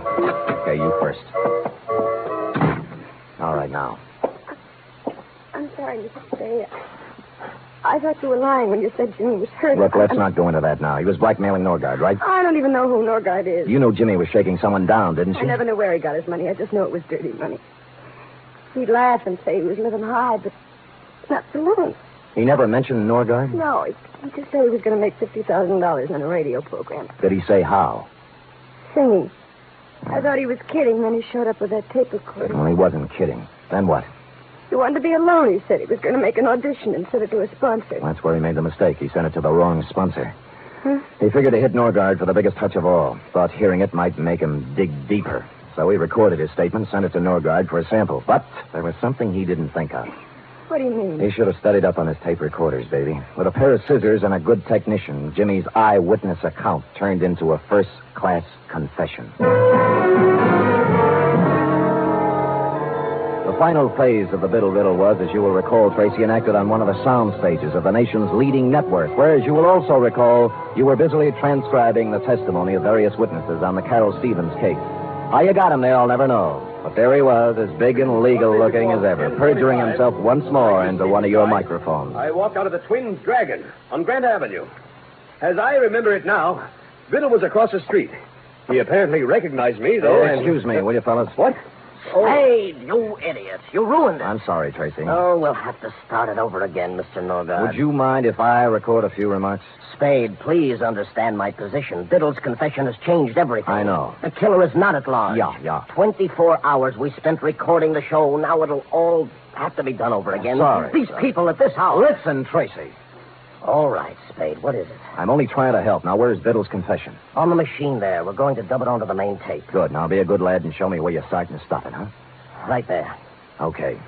What is this, Spade? This is going to interest you, Mr. Norgard. Now, let us turn to the tape, keeping our eyes on the spool as it slowly feeds Jimmy Biddle's last statement. My name's Jimmy into the Biddle. amplifier. The DA will remember me. We saw a lot of each other during the week after Carol Stevens hit the deck in her apartment 3 years ago. At just about this time of night. I fooled him then. I could probably go on fooling him, but I'm tired of it. I'm tired of living this way. So here it is. I knew Carol Stevens well. I was crazy about her, and I was jealous, too. That's why There's a riddle for you, Norgard. He said the girl died, quote, at just about this time of night, unquote. But the clock struck 3 times. We know she died at 11. What happened to the other 8 chimes? Spade, this is no time. Be patient with me, Tracy. What about it, Norgard? Well, how do I know? The man was crazy, maybe. No. He wasn't crazy. Stupid, but not crazy. So we take this spool of tape off and put this one. What's that? This is the part that was cut out. Got it from the guy who did the splicing job for you, thinking it was a practical joke or something. Sam, do you know what you're saying? Yeah, but Biddle says it better. The last thing we heard was I was crazy about her, and I was jealous, too. That's why I killed her. Only he didn't say killed her. Just, that's why I... Well, standing outside in the hallway of her apartment the night she died. I'd seen her leave the theater with a guy I recognized. And I followed him home to her place. Heard the argument, everything, but I had no idea he'd kill her until I heard her hit the floor.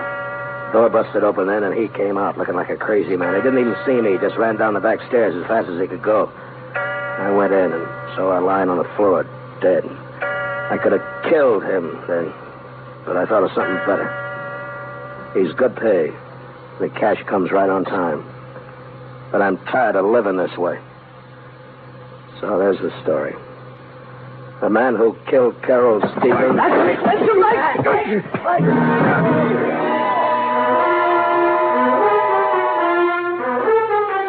Which is as far as Biddle got, since Norgard had grabbed a stand mic and slammed it into the recording machine. In the rhubarb which followed, he also slammed it into my face, which is why I carry the imprint of the nation's #1 network just below my right eye.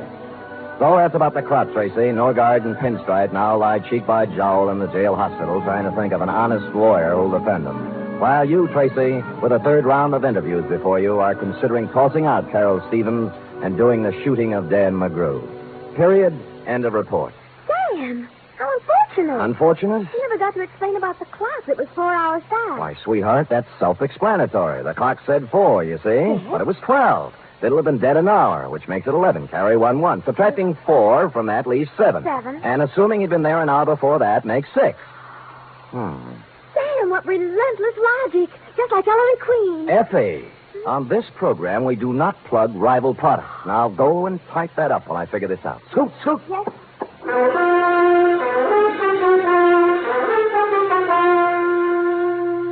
3 chimes mean good times on NBC. There's mystery and music every Saturday on NBC. For Mystery tomorrow, Herbert Marshall stars as the Man Called X. The Man Called X is a man without a name who travels the world over combating the forces of international espionage and intrigue. For music tomorrow, your hit parade brings you the top tunes in the land, played by Raymond Scott's orchestra and with vocals by Snooky Lanson and Eileen Wilson.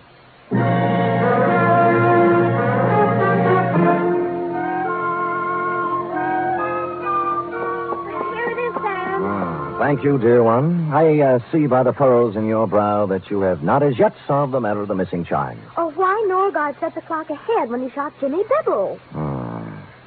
How to approach this? You realize Norgard cut a hunk out of the tape, Yes. removing Biddle's eyewitness account, setting him up as a suicide, right? But Sam... Don't make me change my grip here. Though Biddle, by his own statement, made the recording at the time of the murder of Carol Stevens, to wit, 11 o'clock. Now, in cutting out the crucial words, Norgard also had to cut out 8 chimes. This, he realized, would be noticed. So he set the clock ahead to make the number of chimes jibe. Chimes jibe. Chimes jibe. Nice ring. Will it be all right with you if I just say I understand when I really don't? Sure, sweetheart. I'll just type and answer the phone, and you use your feet and your head. And together we'll end up... I know. Good night, Sam. Good night, sweetheart.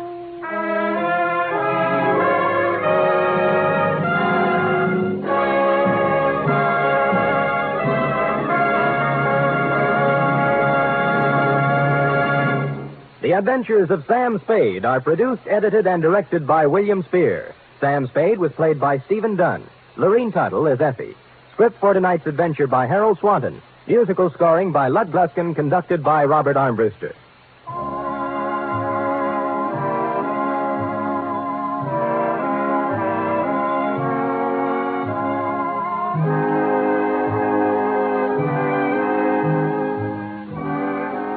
Join us again next week, same time, for another adventure with Sam Spade. Enjoy The Magnificent Montague, then Duffy's Tavern on NBC.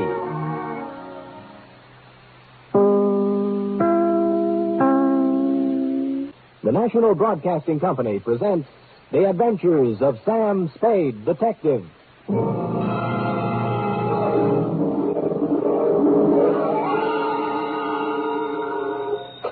Sam Spade Detective Agency. Me, sweetheart. Sam! Most of the day is gone and you haven't even come into the office. I slept in, Effie. Did you have a busy night? Rather. Didn't you read the papers today? What? Oh, I've given up reading the papers. They're so full of bad news lately. Well, they're especially full of bad news today, Eff. What happened? Oh. Did your bowling team lose again? Effie, I'll thank you not to mention my bowling team in public. It's just a matter of getting a little exercise. And it didn't lose, it won, even without me. It only seems to win when you don't play on it, Sam. Effie, don't forget your position. Sorry, Sam. Anyway, how do we get on this bowling kick? We're supposed to be talking about something else. About last night. Oh, yes. Well, this one has more than local complications. Intrigue, foreign correspondence, dirty work on a grand scale. It's international in scope. You'll chill with me. You'll thrill with me. Half rogue and half renegade. It's Sam Spade in the Red Star Caper.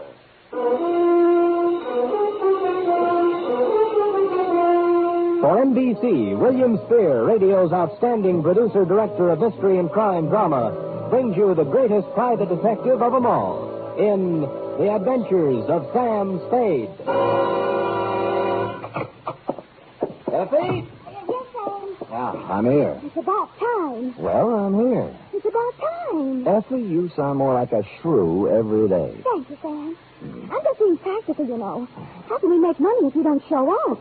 Well, I had to turn away 3 clients today. Well, that's right. I'm thinking of quitting private detecting anyway. You are? Really? What would you do? Well, I know a reporter's job that's open. Now, how would that sound? Scoop Spade. My beat is the universe. Oh, that sounds terrible, Sam. You make a silly reporter. You can't even type. Sometimes, Effie, you hit the nail right on the point, where it hurts. Now, let's get down to business. Well, I hope I didn't offend you, Sam. Well, watch it. Date January 12th, 1951. To Lieutenant I.C. Kelsey, homicide detail, San Francisco Police. From Samuel Spade, license number 137596. Subject, the Red Star Caper. Dear Kelsey, it had been some time since I had attended a lecture. In fact, the last one I can remember is when Margaret Sanger passed through town. But last night at 8 o'clock, I filed into the Central Municipal Auditorium along with several hundred other people, including college students, newspaper men, professors of political science, the usual curious complement, and a goodly sprinkling of snuffling indigents who welcomed any easy means of escaping the cold winds that whoop through the Mission District at this time of the year. Ladies and gentlemen, it's a pleasure to see so many politically minded faces gathered in this auditorium tonight. To let the world know that so many of us are trying to keep abreast of the fast-moving and sometimes confusing events of our troubled days serves as a graphic example for those who would try to take our liberties away from us, that we are ever alert and that we will continue to defend those liberties.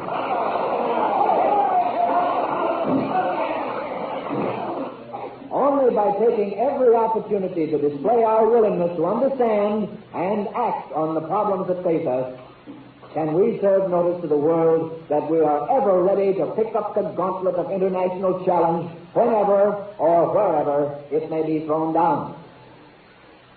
The subject for tonight is, are we helping our enemies? And our speaker scarcely needs introduction. But just in case there are a few hermits in our audience who have never owned a radio set nor seen a newspaper in the past 10 years, well, just in case there are, let me introduce a man who really needs no introduction, the most distinguished foreign correspondent, Cyrus Manning. Thank you, Mr. Chairman. And good evening, ladies and gentlemen. Are we helping our enemies? That is the question. My answer in a word is yes. And that answer is not hasty or ill-advised. I have just returned from the thorough coverage of the Orient. I have visited the tragic blood-soaked battlefields of Korea. I've talked with the military leaders of the armed camp of Formosa. I've trod the nervous, defenseless soil of the Philippines and Japan. And I have even made 2 secret trips, incognito, right into the bastion of the communist stronghold on the China mainland. And this is my report. This materially from this very city, shipments are being made regularly to Red China.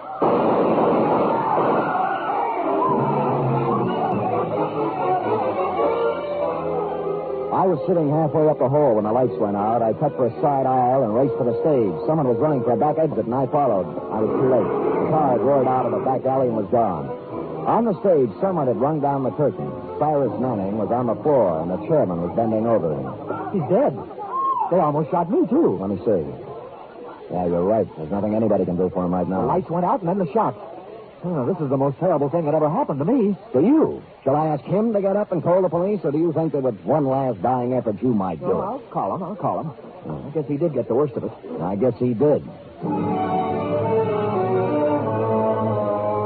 And that's how the news reached you, Kelsey. Now, suppose you want to know how I happened to be at a lecture where the lecturer happened to be shot. Well, I'll tell you. I don't think it makes me happy. You see, I was supposed to be his bodyguard. Now, let's start at the beginning, shall we? It's early afternoon. Our stupid hero is sitting around trying to break the code on a scratch sheet. Sam, are you in? Oh, only the clients, F. Who is it? Dick Davis, foreign news editor on the Tribune. Well, he probably has me confused with Mr. X, but I'll take it. Yeah, Dick? You ever hear of Cyrus Manning, Sam? The foreign correspondent? Yeah, that's the one. He's in town. He got here yesterday. Well, what is it, a benefit? You want me to do card tricks or something? He needs a bodyguard. I don't know anybody else who'd be crazy enough to take the job, so I called you. Oh, gee, thanks. Read the letters to the editor column tomorrow for my reply. I didn't know whether you'd take the job, but I sent him over to see you anyway. Who does he want to be bodyguarded against? Well, I'll let him tell you about it, Sam, but I'll give you a clue. Their home base runs west from the center of Berlin, east to slightly below the 38th parallel. Oh, those people, huh? Well, there are only 200 or 300 million of them. I shouldn't have any trouble. Then you'll take the job, Sam? Who's paying? We are, 50 a day. 60. Haven't you heard of the cost of living index? Yeah, all right, it's a deal. Good. Just one thing, Sam. If you have a good picture of yourself, taken recently, kid, we'd appreciate a copy. Why? Probable. That is, possible obituary. Davis, what are you saying? If I don't see you again, Sam, good luck. I quit. I won't take the job. Davis! Effie! Yes, I'm here. I'm leaving town for a few days, F. Look, throw some things in my suitcase in the closet. All right, then. But wait, there's someone here to see you. I don't suppose his name is Cyrus Manning. Did you ever guess, Sam?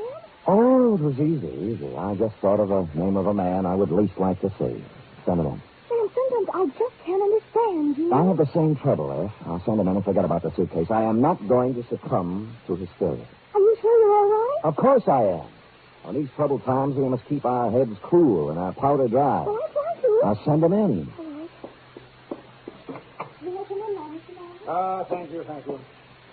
How do you do, Spade? Sit down. Oh, thank you, old man. Could you lift up your hat brim so I could see your face and maybe even take off your trench? Well, I never take them off, Spade. Oh? They're the mark of my profession. Oh. The life of a foreign correspondent isn't his own, you know. I might be whisked off to Berlin or Siberia in a matter of minutes. Sometimes I even sleep in these clothes. Well, you know that. I wore this trench coat when I interviewed Hitler. When I stood knee-deep in water on the shores of the Philippines. Next to MacArthur. Really? Why, the commandant of the prison camp didn't dare take it off of me when I was captured by the Chinese guerrillas. And when Mussolini... Would you care for a drink? Drink? Yeah. Well, thank you, sir. I see you're pulling deep. Well, here's the crime. No, Spade, no. Just a minute. I never drink without first offering special toast. Offer. Oh, may the great white wings of the thunderbird brush lightly over your grave. A literal translation of an old Tibetan toast. Swell. Well, guess it probably loses something in the translation. It's good to get back to the States where they have real liquor. I'm getting tired of sake and Korean moonshine. I didn't know they had time to make it. Well, let's get down to business, Spade. This is my problem. I have been no respecter of censorship or official red tape. That's why I've scored some of my biggest news beats. I take it you're working on one now. Oh, the biggest. Did you know that material is being shipped out of San Francisco to the Chinese Communist forces? Stuff that they are even now using against us on the battlefield? Well, no, I didn't, but I could believe it. Well, for weeks now I have been tracking down the truth, documenting the facts, ferreting out the cover-ups, the lies, the falsehoods. Good for you. Tonight I'm giving a lecture at the Central Municipal Auditorium. Press representatives from every newspaper and syndicate will be there. Of course. I'll give the general outline of my revelations, and it'll hit every newspaper in the country. Then, when the public's appetite is whetted, I'll publish the specific details in the Tribune the following day, and we'll score a clean scoop. I see, and you feel somebody's gunning for you. I know they are. Anybody specific? I'm not at liberty to name names just now. Oh. But after I give my first lecture tonight, it might be tricky for me. Well, the Tribune's hired me, and I'll do my best. I've been in tight spots before, Spade, but my duty is clear before me, and I'll not shirk it. I won't need you before the lecture, but immediately after your services will be appreciated. Well, why don't I stick with the starting right now? Now, after the lecture will be 2 minutes. You know best? They think I'm afraid to talk, but I guess I'm going to give them a surprise, huh? Yeah? One that they can read in their morning newspapers, huh, Spade? Yeah? Yeah?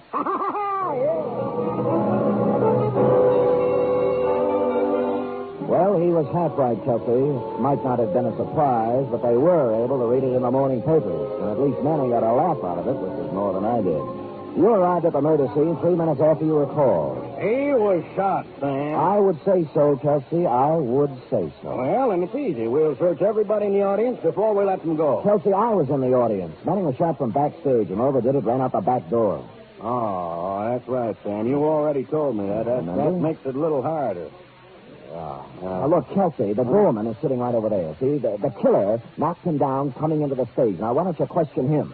You're not kidding me, Sam. Chelsea, so help me, it's straight. All right, let's question him. You the doorman? Yeah. They hit me right in the jaw. Just like that. Oh, no, you Chelsea, for heaven's sake, get up. He's a police officer. I'll have you arrested. I'm sorry, officer. I'm terribly sorry. It was an accident. I was just showing you how he hit me. Oh, all right. But when you come to the shooting part, you be careful. Well, the door opened and a big man barked through, see? Before I could open my mouth, he hit me. And I fell flat on my back. Have you got a good look at him? No, all I saw was a tattoo on the back of his hand. It was a red star. You mean he stood there and shot Manning and you didn't see him? As soon as he knocked me down, he put out the light. And then he ran out. I started to get up and saw the car pull away. What kind of a car? It was a light blue convertible. And you remember anything else? Absolutely nothing else. Are you sure? Absolutely sure. I don't suppose it's worth much, but the license number was 4N75323. No, I don't think. Oh, yeah. After you recovered from your apoplexy, Chelsea, and checked the license number, we were more confused than ever. Belonged to Cyrus Manning himself. While you were calling headquarters, I searched Manning, and the notes from which he was speaking were gone. I reasoned that he might have had a carbon copy or handwritten notes in his hotel room or wherever he lived. The Tribune supplied his address, the Congress on Fillmore above Van Ness, room 612. Coming out of the elevator, I bumped into a tall, handsome brunette hurrying in. Excuse me. It was my fault. If you go to the right, I'll go to the left. All right, ready? Sure. Going down. Hurry, please. She was nice, but I had other things to worry about. No one answered Manning's door when I knocked just to see what might happen, so I let myself in. Before I even had time to look for any notes, I knew it wasn't any use, because lying on the floor with his skull fractured was Dick Davis, late of the Tribune. You are listening to the weekly adventure of radio's most famous detective, Sam Spade.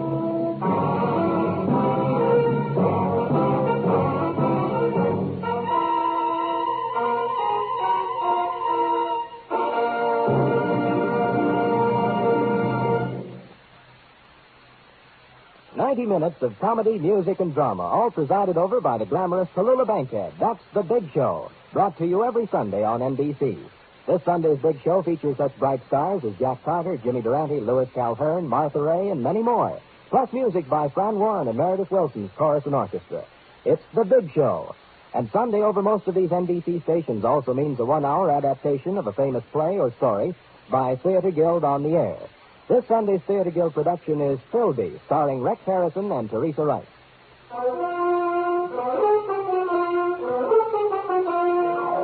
And now back to the Red Star Caper, tonight's adventure with Sam Spade.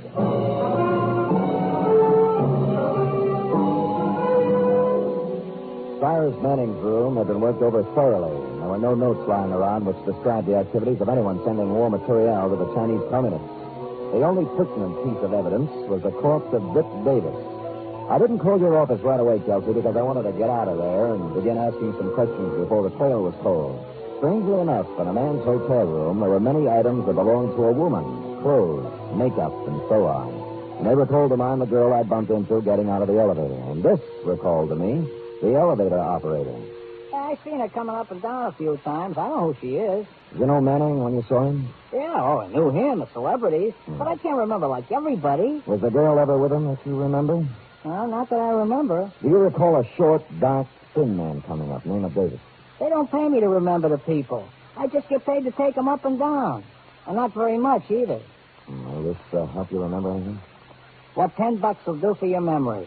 A thin, dark man went up about 8:30. Didn't see him come down, though. He was alone. Good memory. Did anyone else in the elevator tonight stick in your mind?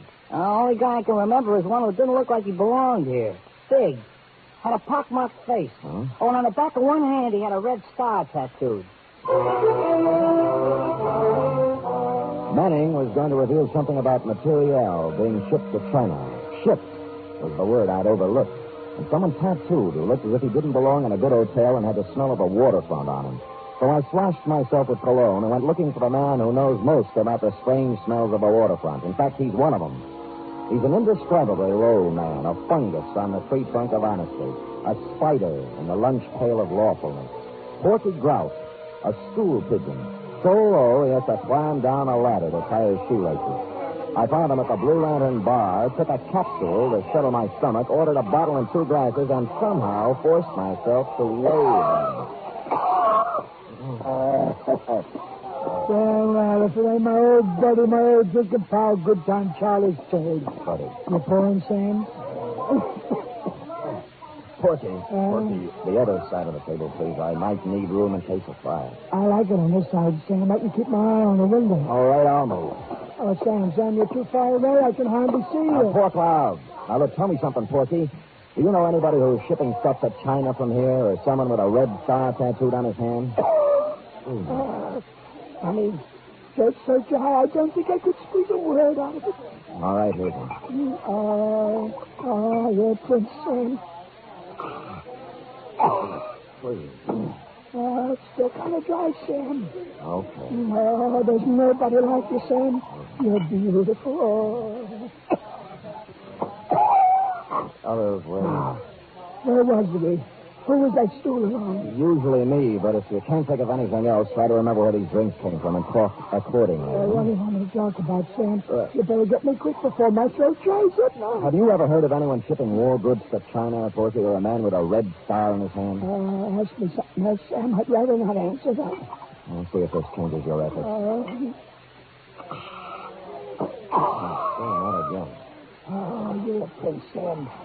Now, let me see. I heard about somebody shipping goods to the heathen Chinese. Yeah? But Sam, I gotta get going. I'll see you. Rob, come back here. I'm sorry, Sam. I just remembered I left something home on the stove. You don't have a home. I turned around to watch him scuttle out the door, and I saw for the first time what must have caused his hate. A face as evil as any I've seen these days outside of yours, Kelsey, was staring through the dirty window. The face moved for the door and entered, pushed upon a big body under a sea cap. His arms were shoved into a pea jacket, and his legs hit the floor like slow jackhammers as he walked toward me. You trying to pump information out of Grout, pal? Why else would anyone in his right mind give Porky Grout free drinks? Or stand that close to him? Who are you? What are you trying to find out? Frankly, it's none of your business. Look, pal, I grew up on the waterfront the hard way. I've knocked guys like you all over every port in the world. Now, don't make me mad. Why don't you make it easy and tell me who you are and what you want? I never answer questions. I just do the asking. Oh? Are you going to tell me something, or am I going to beat it out of you? Well, I guess it's going to have to be the hard way. Okay, pal. But just remember this. After I get through with you, I don't want never to see you down around here again. Because you bother me.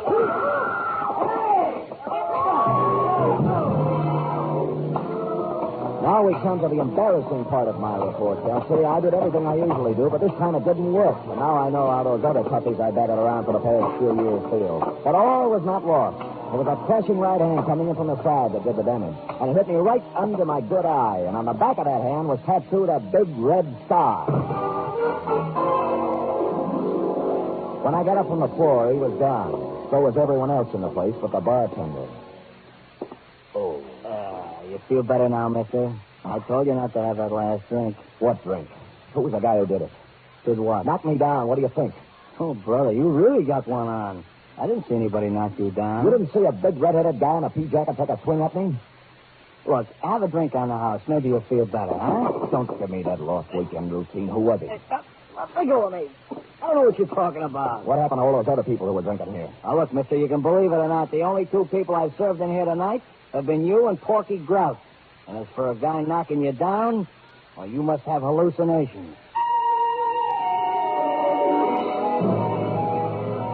Threats, money, nothing worked. And I knew nothing would either because the sign had been put on me. So before anything more serious happened, I got out of there. And by there, I mean both the bar and the neighborhood. It was not that I was scared, but I'd long ago learned the value of an orderly retreat. Or, as they used to say in my neighborhood when I was a kid, he who hits and runs away lives to hit another day. I decided to go at things from another angle, like who owned the woman's things that I saw in Cyrus Manning's room? They belong to Mr. Manning's wife. Clerk, are you sure Manning had a wife? Well, they registered as Manning's wife, Mr. Spade. What did she look like? Tall, good-looking brunette. Huh? You know, now that we're talking about her, there was something strange in their relationship. What? Well, she never stayed here at night. She only came in the morning and left in the afternoon. Do you know her first name or anything else about her? No, Mr. Spade, not another thing. Well, it was a start, at least. She was obviously the girl I'd met on the elevator. I looked up a number of Manning's friends, but the first 3 or 4 couldn't help me. But the 5th said that Manning had married about 6 months ago, and he'd never seen the wife. Her name, as he remembered, was Faye Kearney, and her father was a ship's captain. I ran down the name Kearney over at the maritime office and discovered that he owned 3 ships, 2 of which were in port. On the first ship, the Downwind, they told me Kearney lived on the other one. It was the Western Sun at Pier 92. I went up the gangplank to the forward housing where the captain's cabin normally was located.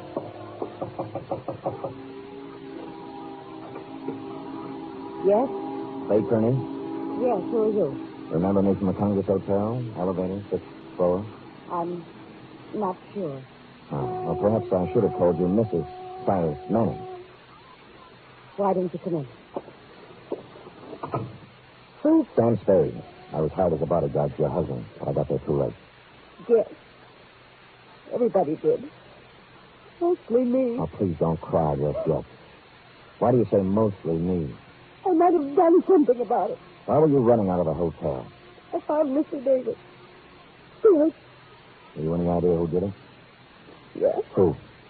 The same person who killed Star. Who was that? Me, I suppose. Yeah, I'm really responsible. I caused the whole thing. The whole thing. She poured her misery out over my shoulder, and then she told me the whole story. She had met and married Cyrus Manning secretly against her father's will. When he found out, he took her aboard one of his ships and kept her prisoner. While she was aboard the ship, she found out what her father was doing, carrying essential war materiel to communist China. So somehow, smuggled the information to Manning. She did, and the arrangement was that they were going to trade the information for her father's blessing on their marriage. But once Manning got the information, he wanted to shoot more than he did his wife. That's when the trouble started. Here he comes, Sam. Here he comes. You get out of the way. If he finds you here. Get in the back room. What are you doing here? Just came to pay your visit. You should have learned your lesson the first time. This time it's for keeps, Sam. That's the way I feel.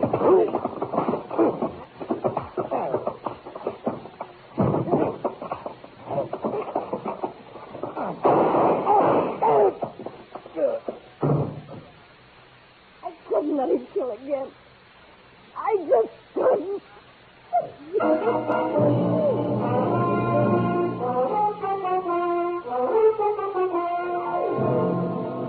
Period. End of report.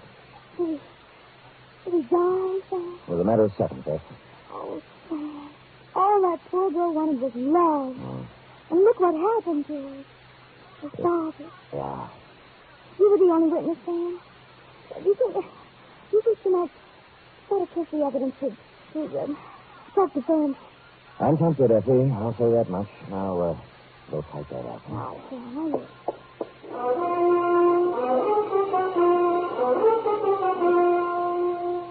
Three chimes mean good times on NBC.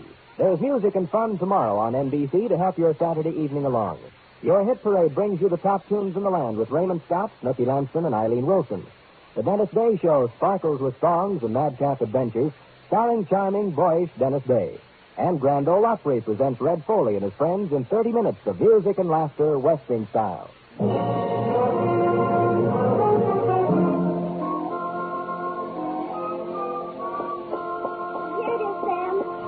Believe me, I didn't enjoy typing it at all. I didn't expect that you would, F. As a matter of fact, it surprised me that you enjoy any of them. Oh, I never liked the killing part, Sam. But sometimes, the funniest people for clients, and when I write down the things they say, I can't help but laugh. Well, if it makes you happy, I'll try to get more comedians for clients. In the meantime, you'll have to suffer along on whatever dregs of humanity the winds of fate blow into my office. Sam! That was absolutely poetic. The winds of fate. Oh, it's nothing. I expect to appear in the next edition of Bartlett's Familiar Quotations. Now, would you like to hear one of my longer attempts at poetic phrasing? Oh, yes, Sam. I'd love to hear it. Oh, good. This is called cigar. A cigar isn't far from a large cigarette in the raw material it employs, but the smoke is no joke, if you haven't learned yet, for it weeds out the men from the boys. Oh, that's wonderful. Yes, You ought to be able to sell that to someone. Effie, I can't even sell me. Give me another one, Sam. All right.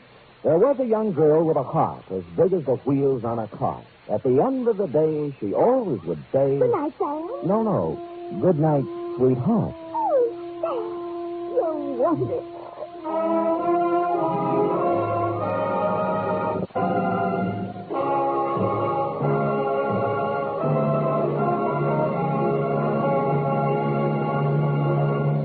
The Adventures of Sam Spade are produced, edited, and directed by William Spear. Sam Spade was played by Stephen Dunn.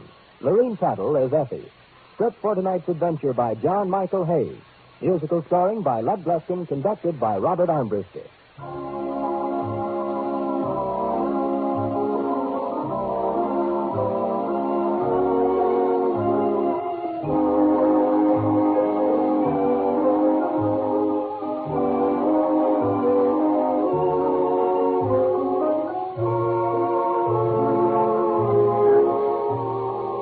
Join us again next week, same time, for another adventure with Sam Spade.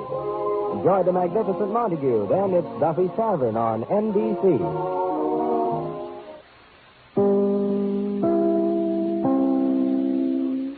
The National Broadcasting Company presents The Adventures of Sam Spade, Detective.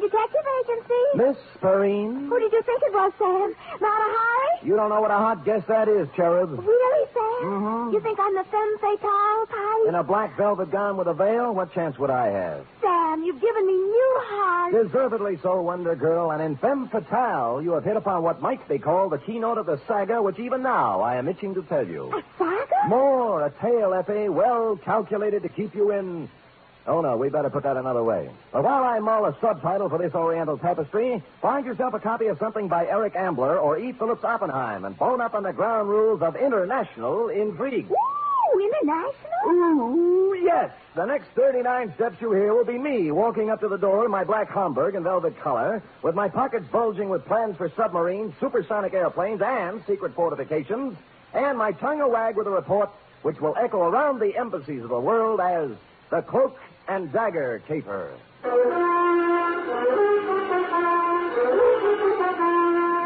For NBC, William Spear, radio's outstanding producer, director of mystery and crime drama, brings you the greatest private detective of them all in The Adventures of Sam Spade. Sam? Who else? Sam, I thought you were kidding. About what? The black Homburg and velvet-colored overcoat. Yeah. But underneath the overcoat, Same old Sam. with the same old suit and the same old shreds. Who did it this time? Thereby hangs the tale. Huh?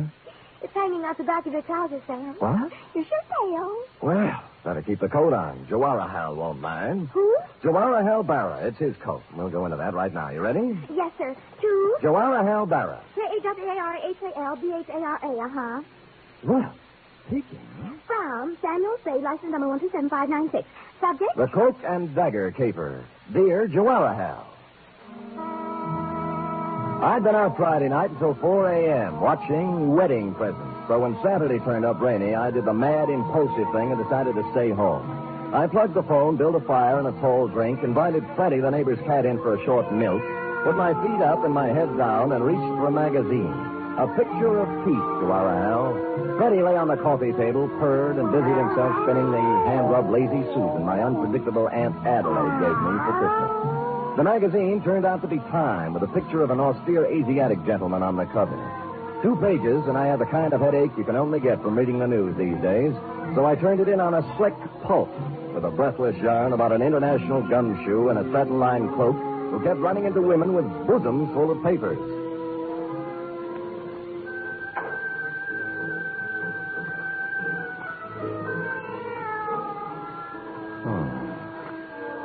She gazed up at him, her eyes smoldering, heavy-lidded. You, she faltered. You are Sheridan Ballard. Mr. G, too? He nodded. Her knife made a glistening arc, stopping as his hand met her wrist, gripping it like a vise. You liar, she hissed. With the other hand, he ripped away her veil, smothered her lips in hot, fierce kisses, felt her go limp in his arms. Now, Zelda, my girl, he whispered, let's have the plans for that plutonium-powered rocket ship.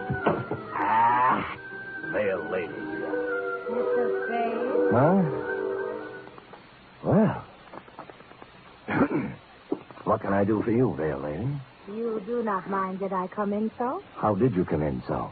The door is open. I see sitting in chair an attractive man. So? So, you are perhaps working on a remake of The Thief of Baghdad for television? Black tube, of course. Oh, you mean this what I have on? Also this what you haven't on. You keep out of this, Freddie. I saw her first. So, you just happened to be wandering past my door and popped in, is that it? Miss, You may call me Shalimar. No, I do not just pop in. I come by design. Well, just what kind of designs do you have in mind? Mr. Spade, you are Private Eyes? Shalimar, I am Private Eyes. You got troubles? Much. How much? I am beloved of Ahmed. Well, that's nice for Ahmed. Ahmed who? McLeoud. Ahmed McClatchy? How do you explain that? He has 2 American names. Oh, figure.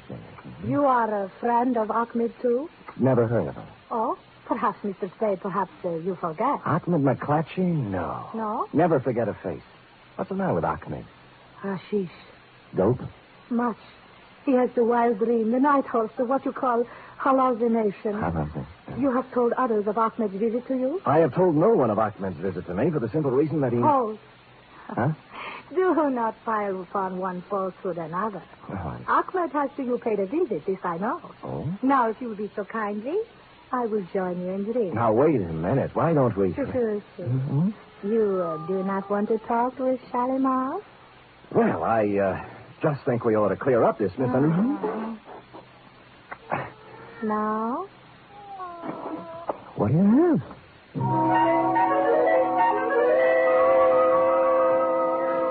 Had I been the Sultan and she Scheherazade, the book would have gone on for 20 more volumes. It was all there, the veil below the eyes, the jackets and long satin pants, plus a superabundance of what Sultans look for when they are employing a harem. I fumbled around putting I don't know what into a couple of martinis, found more milk for Freddie's saucer, and then set all three between us on Aunt Adelaide's Lazy Susan. This I like, Mr. Spade. Fine. Now we talk? Drink your milk, Freddie. Now we talk. You have match? My purse. Oh, I'll get it for you. Oh, move now. You're almost stepping on it. Oh, so clumsy. The lipstick is on the chair. Yeah, I see it. There we are. There. Thank you. Okay. Now, the light? Got it. Now, Mr. Spade, before we talk of Ahmed, let us drink to him, huh? Right. To Ahmed? To Ahmed. Oh, what's the matter, Freddie? Oh. What? Yeah, look, the note's on the wrong side. He did it again. Did what? Well, he likes to spin the Lazy Susan. Lazy Susan? What did he do? Now, take it easy, honey. The thing spins. See, you got my drink, I got yours, and Freddie got left out. No. Oh, no. Dagger. Look, Freddie, please, don't go off the deep end. Take it easy. What's the matter with you? Huh? Shalimar. Oh, Shalimar, baby. Come out of it now, will you? Where's the glass? Oh. Cyanide.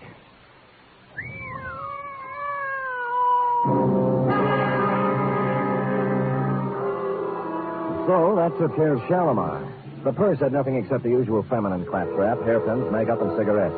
No keys, no identification, nothing except for a locket around her neck, which was something you don't run into every day. A strange hand-wrought disc-shaped thing with what looked like the face of a clock on it. 12 Arabic symbols where the hour should be, and a pair of hands pointing to 4. In some Jawaharlal, it was the sort of thing Sheridan Ballard, the man called G2, yawns over, which struck Humdrum me as a little bit out of the ordinary.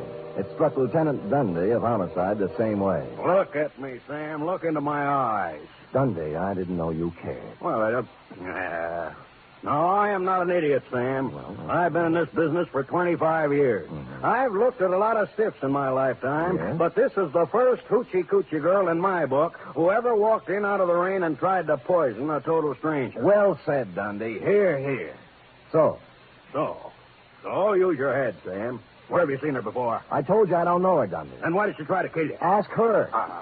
This whole thing's impossible. Mm-hmm. Harem, costume, poison, Shalimar. Fantastic, I know. I'm sorry. All right, get out of here. The print man, the MB, and the photographers will be here in a minute. You'll only get in the way. Where'll I go? Anywhere. Find out who this dame is. Who's going to pay my fee? Well, scram.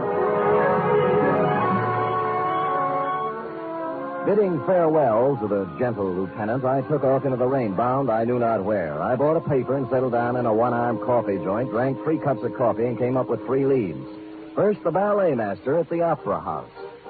Scheherazade, we are not doing till 3 weeks yet. The costumes are all picked up still, and I am missing no ballerinas. Now again, golden apple princesses. 1 and 2, and 1 and 2.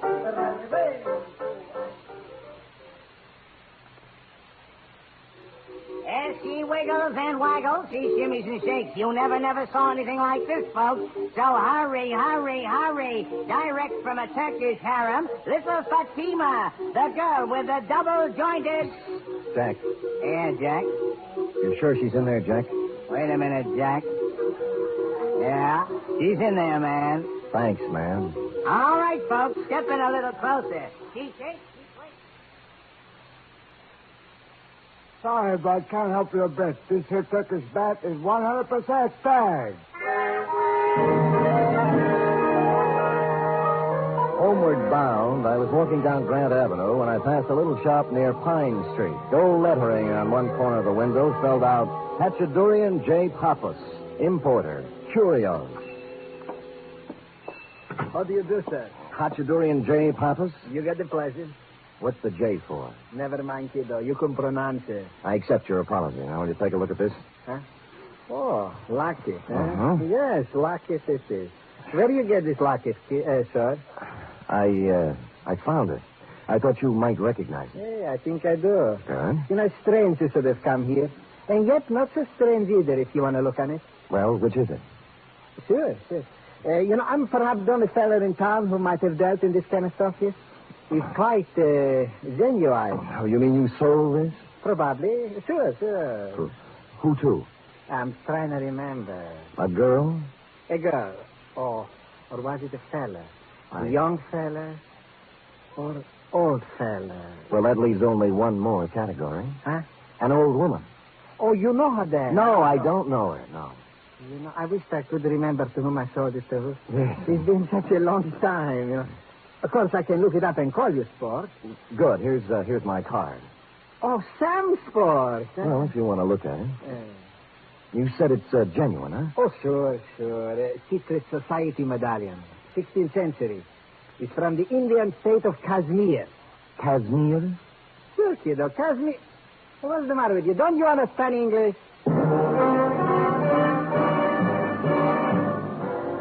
Kashmir. A typical Spade blunder. All I could think of was a girl on a cigarette package, thereby confining my operations to Turkey. But this opened new doors. The first, the most obvious, and ultimately the correct choice was a flossy nightclub known to the town's well-heeled party folk as the Vale of Cashmere. It was dark when I got there, but the front doors hadn't opened yet. Around at the side, an alley led up to the trade entrance, next to which stood a huge, wedge-shaped character with a swarthy complexion marred by a scar down one cheek. And to make him even more Oppenheimish, he was wrapped in a black, tent-sized opera cloak. I nodded politely, he spat, and I went inside. The Vale of Cashmere is a sumptuous bistro even on ordinary nights, and this night was obviously to be more than ordinary. The table across the end of the floor was banquet size. The place was hung with Kashmiri flags, and the picture of an old man who looked familiar was hung from the middle of one wall. The maitre d' was talking to an important-looking gent near the long table, and I walked over to them, pausing only to note one of the dancing girls practicing in a corner in her Shalimar-type costume. Felt like I was close to home. And the curry. You understand? Not too hot, yes, Excellency. It shall be as you wish. The florist will be here promptly with the flowers. I trust you will be prepared to take care of it. Excuse me, gentlemen. Eh? My name is Spade. L'âge put scene, sir, at your service. Please, Mr. Spade, we have... No, not at all, my good man. What is it, Mr. Spade? Are you in charge here? I am the head waiter, sir. This gentleman is the Kashmiri proconsul. Oh, forgive me, Your Excellency, but... yeah, sorry. Not at all. Do you have a dancing girl here named Shalimar? Shalimar? No, what? Probably use another name. How about Ahmed? McClatchy. Right, where is he? A former employee as of this afternoon is Ahmed McClatchy. Who is he? My chef. Today, of all times, he does not show up. You know where he lives? Oh, I can look it up, but... Please, sir, the proconsul and I, in the banquet tonight, the arrangements, the Prime Minister himself... Sure. Just one more thing. Proconsul. Have you ever seen one of these before? What is it? A secret society medallion, they tell me. Who tells you this? Dr. Durian Pappas runs a little curio store on Grant Avenue. Know anything about it? Secret society is right. The circle of 12. You see here? The hands point to 4. Yes, the 4th member, this means. The hand straight up is the leader. You seem to know what you are talking about, head waiter. Kashmiri culture is a hobby of mine, Excellency. This is an ancient, subversive organization dating from the time of the Mughal conquest of the 16th century. Very interesting. But of little significance now. The Circle of 12 has been dead for 3 centuries. If you will excuse me, Excellency, I'll get for Mr. Spade Ahmed's address, and then I will... Hold it. Ahmed!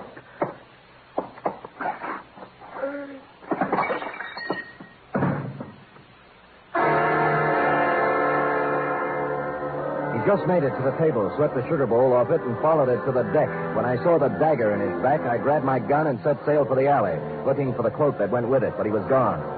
So was Ahmed. I bent down over him, took a closer look, and saw why he spilled the sugar.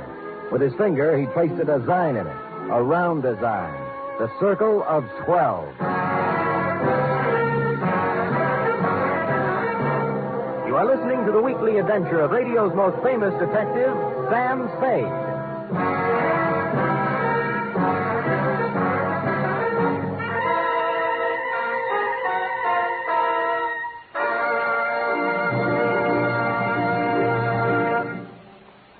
There's a bright newcomer to your NBC Sunday lineup starting this Sunday. It's Mr. and Mrs. Blandings. Now you can follow the further delightful adventures of the beleaguered Blandings in their famous dream house every Sunday. Starring as Mr. and Mrs. Blandings will be Cary Grant and his charming wife, Betsy Drake. Mr. and Mrs. Blandings is followed over most of these NBC stations by The Big Show. And this Sunday, hostess Tallulah Bankhead will present such bright stars as Fred Allen, Judy Holliday, Patrice Munsell, Gypsy Rose Lee, Vaughn Monroe, and many, many more. The chimes are your invitation.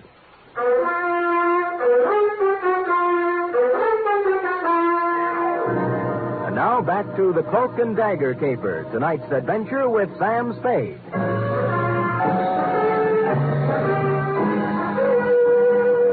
Well, Joanna, all the ingredients of a first-class international goulash were here. The cloak, the dagger, the man with a scar on his face, the lady with a veil over hers, and 2 corpses. By now, Dundee had completed activities with corpse number 1 at my apartment, so I hustled him down to the Vale of Cashmere and put him to work on number 2. Then I hustled back to my office. The big question had yet to be answered.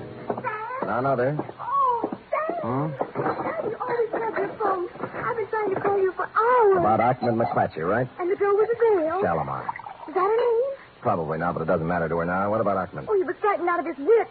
He said somebody was going to kill him, and I told him he'd come to just the right place because you were strong and brave and Good. wonderful. Good. And he cried. Good. And I cried. Good. But wait. Hold it, F. Yes, Sam? What happened when all the crying was over? I sent him up to see you, Sam. I couldn't He call. just told you somebody was going to kill him, that's all? Yes, Sam. That's why he was crying? Oh, no, Sam, no. That's not why Ahmed was crying. Why? He didn't care for himself. He's a selfless, generous guy. Angel child, who was Ahmed crying over? The man in the paper. What paper? It's in all the papers, Sam. The Chronicle and the Examiner and the Call and even on the cover of Time this week. You see? A banquet. That's whose picture it was. Sir Jawahar Bara, the Prime Minister of Kashmir. Look at the small print underneath, Sam.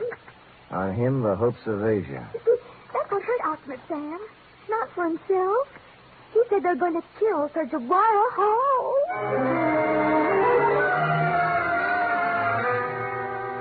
2 paragraphs later, my taciturn secretary let slip the information that Shalimar had arrived at the office 5 minutes after Ahmed left and departed for my home and hearth loaded for bear. The hullabaloo over you, Jawahar, was due to the fact that you were at this moment arriving on the steamer Pacifica, en route to Washington with, as the article put it, the destiny of the Middle East in your briefcase. 10 minutes later, I was fighting my way through the mob at Pier 42. Not just a mob, mind you, but an assortment of bands, a Hindu delegation, the full membership of the Sanskrit Society at the University of California with a huge banner reading, Jawahar, we're with you, and an overripe soprano on a pedestal singing, Pale Hands I Love. I struggled through this to the curb just in time to see you pull away in your special limousine, then climbed over some more backs to a phone book. Pale hands I love you.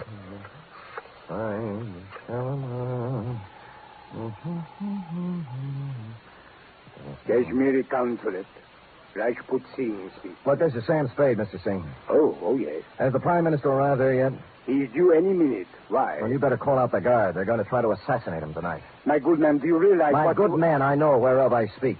The cook at the restaurant. Ahmed. That is what... Yes, you're getting the idea, all right. It's the old Circle of 12 with a brand new paint job. Now get on it. My next move may sound to you like a combination of negligence, indolence, and ennui, Jawahar, but I must remind you that I was not employed on this caper, was receiving no stipend for risking my ever-loving neck, and had added up the figures in the problem of primary interest to me, namely, the lady who tried to kill me on page 2. I therefore entrusted responsibility for your health and that of the Middle East to the proconsul, made my way home, put on my slippers, and set the lazy Susan on the floor this time for Freddie to play with. Now, where was I? Oh, yeah. Now, Zelda, my girl, he whispered, let's have the plans for that plutonium-powered rocket ship. Somehow, this all seems logical now. Never, she breathed. Rather death, Mr. G2, than to betray my country. Quiet, Freddie. Oh, no, not the buzzing now. Mr. Spade. Oh, hello, proconsul. May I? Do. I have taken every precaution. The Prime Minister, he's on his way to the banquet now. Good. There's one thing I must ask of you. Oh? Absolute secrecy. Yes. The mere knowledge of that such an organization as this... Circle of 12? Yes, exists would give added strength to a disloyal opposition in our country that may express itself in a manner disastrous to our purposes in sending Jawaharlal to Washington. You understand? Well, it's taken me a while to learn the ground rules in the International League, but I get the general idea. You have spoken of this to no one. No? Oh, excuse me. Hello? This is Hatchadurian the Papa, sir. Oh, yes. It took me a great deal of long time to check my records, Mr. Spade, but I finally found it. Oh, what's that? The gentleman who bought the set of 12 Kashmiri medallions, like the one you saw me in my shop. Oh, yes. Yeah, his name is Rajput Singh, a foreigner fella, I think. He's the Kashmiri pro-consul here. Oh, well, gosh, thanks, Dorothy. This is Hatchadurian the Papa, sir. I found it just now. Look, Dorothy, after all you've done for Alice, the least she could do is thank you. And you can tell her that from me. Now, bye, honey. So long, kiddo. Silly kid. Silly. Let's see now, where were we? You had just given me your assurance you would maintain strictest secrecy in this unfortunate matter. Oh, yes, sir. Now, I must go. They're expecting me at the banquet. Thank you again, sir. Not at all. Your service to our country and the world will find expression, I hope, on some later day. Good night. Good night. Freddie, please, not now. Down the phone. Well, Cloak and Dagger in the flesh. Going modern on me with that gun, Put down the phone. What if I told you I'd already made the call? I say you were lying. The line is tapped outside. You figure the angles, Hefty. In my business, I have to. When's it coming off? For the Prime Minister, any minute. For you, right now. Oh. He's got you fooled, too, huh? They're right there.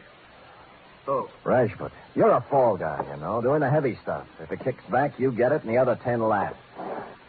You think you could talk me out of it, huh? Why, that's the last thing in my mind. I'd never...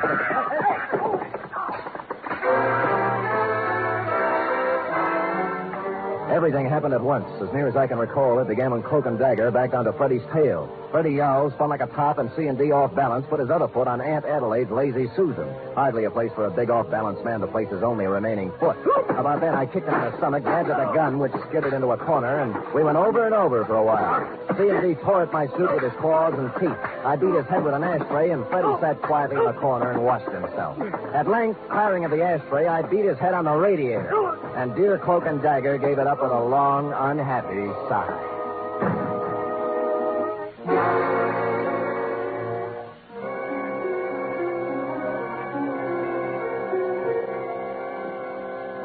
Spade, this is a very up affair. Get out of my way, head waiter, or I'll walk right over that white shirt front. Please, I can't... Have they been served anything yet? The drinks are just coming on. Wait, I should be sure.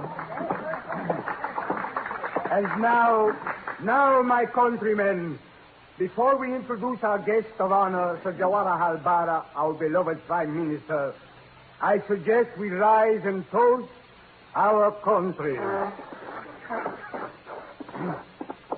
To Kashmir, may she... Go ahead, Pro-Consul. Don't let me interrupt.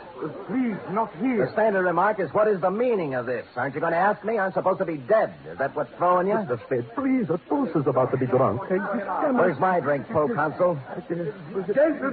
Gentlemen, there was at one time a custom in our country for the host to exchange glasses with the guest of honor. Permit me, Jawaharlal, to Kashmir.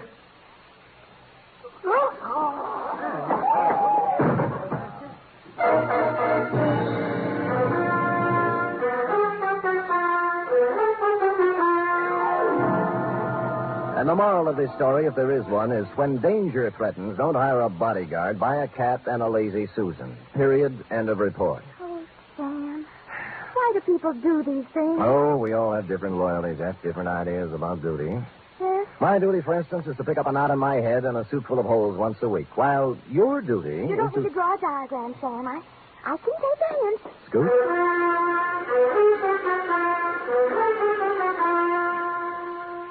3 chimes mean good times on NBC. This Sunday, Theater Guild on the Air presents a light, laughable, lovable comedy. It's The Fortune Hunter, and it stars Gene Crane and John Lund. You're invited Sunday to another outstanding 1-hour production by Theater Guild on the Air. And a reminder, there's a bright newcomer to your big Sunday lineup on NBC. Mr. and Mrs. Blanding, starring Cary Grant and Betsy Drake.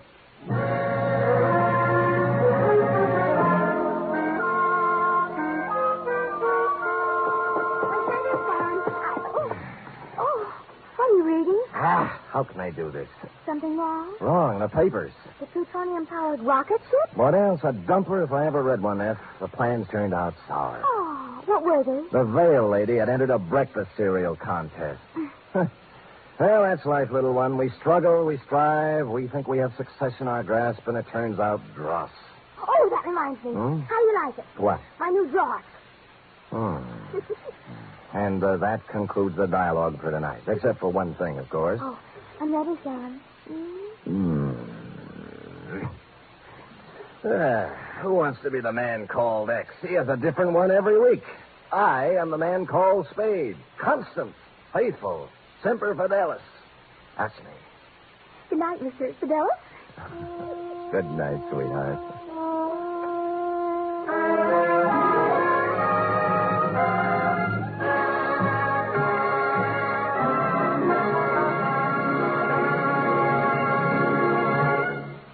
The Adventures of Sam Spade are produced, edited, and directed by William Spear. Sam Spade was played by Stephen Dunn.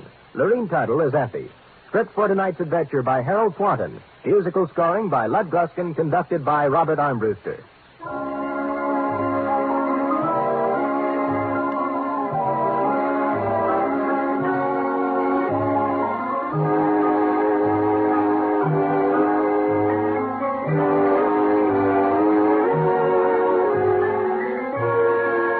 Join us again next week, same time, for another adventure with Sam Spade. The Magnificent Montague next, then it's Duffy's Tavern on NBC.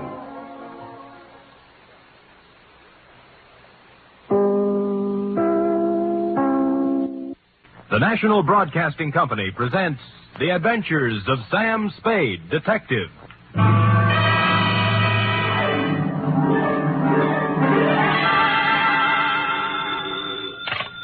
Detective Agency. Me, sweetheart. How was your vacation, Sam? Who said it was a vacation? Well, I thought you said you were going skiing for a weekend. With me, F, it's always work.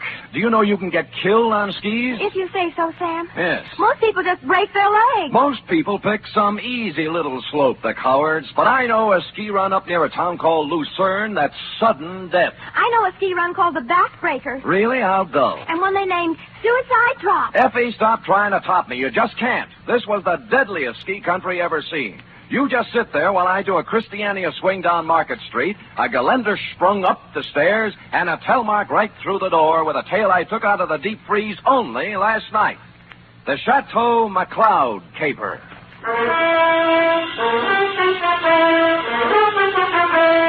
For NBC, William Spear, radio's outstanding producer-director of mystery and crime drama, brings you the greatest private detective of them all in The Adventures of Sam Spade.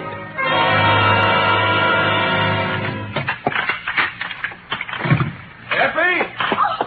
Oh, Sam. Take off those skis. I just wanted to prove I could do it. I did a herringbone up the stairs. And those clothes. I'll just bet you've rented all those things, Sam. You were never in the snow country at all. So, you don't believe me, huh? Well, here, Doubting Effie, I brought you proof. And don't tell me I rented this. A snowball? Yes. Sam! A real snowball. Yes, I brought back 2 of them in a thermos box. Where's the other one? I threw it at a policeman. It was freezy, soaked with water and iced. Oh, Sam, you're wonderful. I can't believe that you had trouble this weekend. Oh, no? You cut that snowball open and you'll find a blood-stained bullet inside of it. And behind the bullet lies a tale. Ready? I'm always ready, Sam.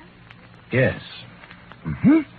Date, fill it into Sierra County Sheriff's Office, Lucerne, California. From Samuel Spade, San Francisco, license number 137596. Subject, the Chateau McLeoud Caper. Dear Sheriff. You run a neat little county up there at Sierra, and I hate to be snide, but when my train steamed into the cold mountain air of your lovely little village of Lucerne, I knew the chill of death was afoot. It had to be. The place was too beautiful to last. The background hills were right out of the Alps, the snow from Grandma Moses, and the rustic buildings that snuggled under the mantle of white were just too cute for words. It was abnormally perfect. Something had to give. Well, you were the only young man who got off the train. Are you from McLeoud? Well, I'm supposed to find a Chateau McLeoud. Oh, what do you know? I got the right man on the first try. Good. Rufus sent me down to pick you up. You could pick me up almost any time. Well, that took a little chill off the day. Shall we go? Ooh, mush. Mush.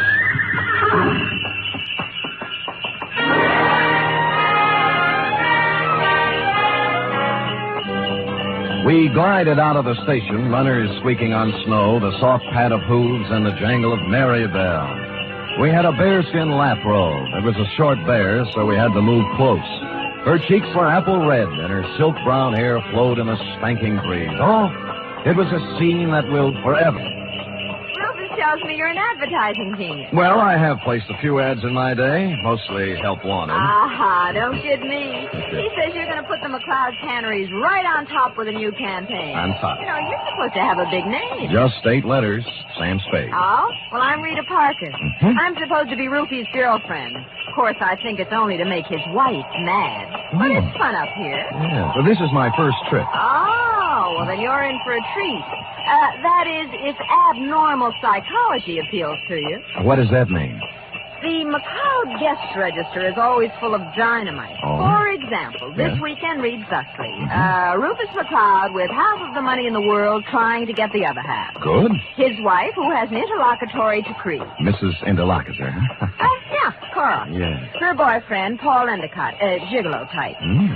Charlie Allison, co-worker and friend to Rufus. He's a food technician or something dull. So. And then there's Tozier Fenborg, ski instructor, who comes down like a wolf on the fold. Oh. And people like that. Yes, well, I'll never remember all the names. I'm in the ad game, you know. It's initials to me. I call people, RL, TS, NTG, and, you know. Well, the names don't mean a thing. Just remember this.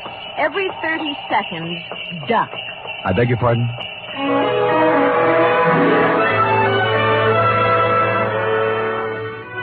The McLeod estate was 8 miles out of town, and it seemed we were there in no time at all. Rita Parker hustled the Alpine buckboard and mare into a stable, while I went up to the Chateau to meet my employer, Rufus McLeod. It was more of a Swiss chalet, you know, where the second floor is larger than the first, and I guarantee that no one in Switzerland could have afforded this chalet, even with the second floor the same size as the first. I walked in and found Rufus, big and red-faced, standing in front of a fireplace that could easily have roasted a brace of oxen, rump to rump. Of course, you're Sam Spade. I am, Mr. McLeod. You came at an opportune time. There's no one around to overhear our conversation. I suppose you wonder why I hired a detective for a place like this. Well, not especially. I go where the people go, and the money. You'll be paid well for your time and trouble. I must be quick. In essence, this is my situation. Yes. Earlier this week, I received an anonymous letter saying that if I invited the guest list I'd planned for this weekend, there might be serious trouble. Here's the letter. Keep it to yourself. It's a Los Angeles postmark. I see. Well, we might start by tracing down this typewriter through an L.A. detective agency. Every one of my charming guests is from Los Angeles. One of them wrote it, if you ask me. Very likely. I want to know who wrote it, if I can, but more than that, I wonder what serious trouble the writer is referring to. The girl you sent to pick me up said you had a very volatile group of people assembled. Yeah, perhaps they're high-strung individuals, but they're civilized. I'm sure their conflict would never get beyond a cutting phrase or two, or perhaps a punch thrown here or there. Well, then you really don't believe you'll have any trouble? Yeah, I don't know. I thought it would be advisable to have a man like yourself around. Yes. One who deals in trouble professionally. Perhaps if things do get out of line, you can help repair the damages or even prevent things from occurring. Well, I'll do my best, Mr. McLeod, but it's not easy to look for something when you don't know what you're looking for. Oh, here they come, Spade. Oh. Back from the ski runs. Oh. I told them you were handling an advertising campaign for my canneries.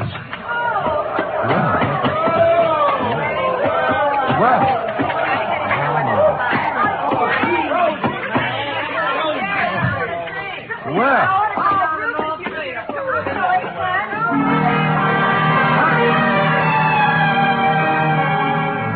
They came stamping in, pulling off gloves, unzipping parkas, and if it hadn't been for the grown-up dialogue, looking all the while like a group of carefree children, it was hard to believe that the chill of death was also in them even then.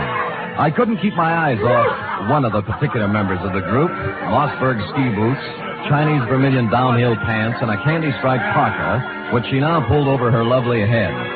The sweater she wore underneath was, I'm sure, designed for someone much smaller. A dachshund, perhaps? Is this the advertising man you've been telling me about, Ruth? Oh, Mr. Samuel Spade, my half-wife, Cora. Well, how do you do? Glad you came, Sam. We can always use another sport in the crowd. Hey, everybody, shut up!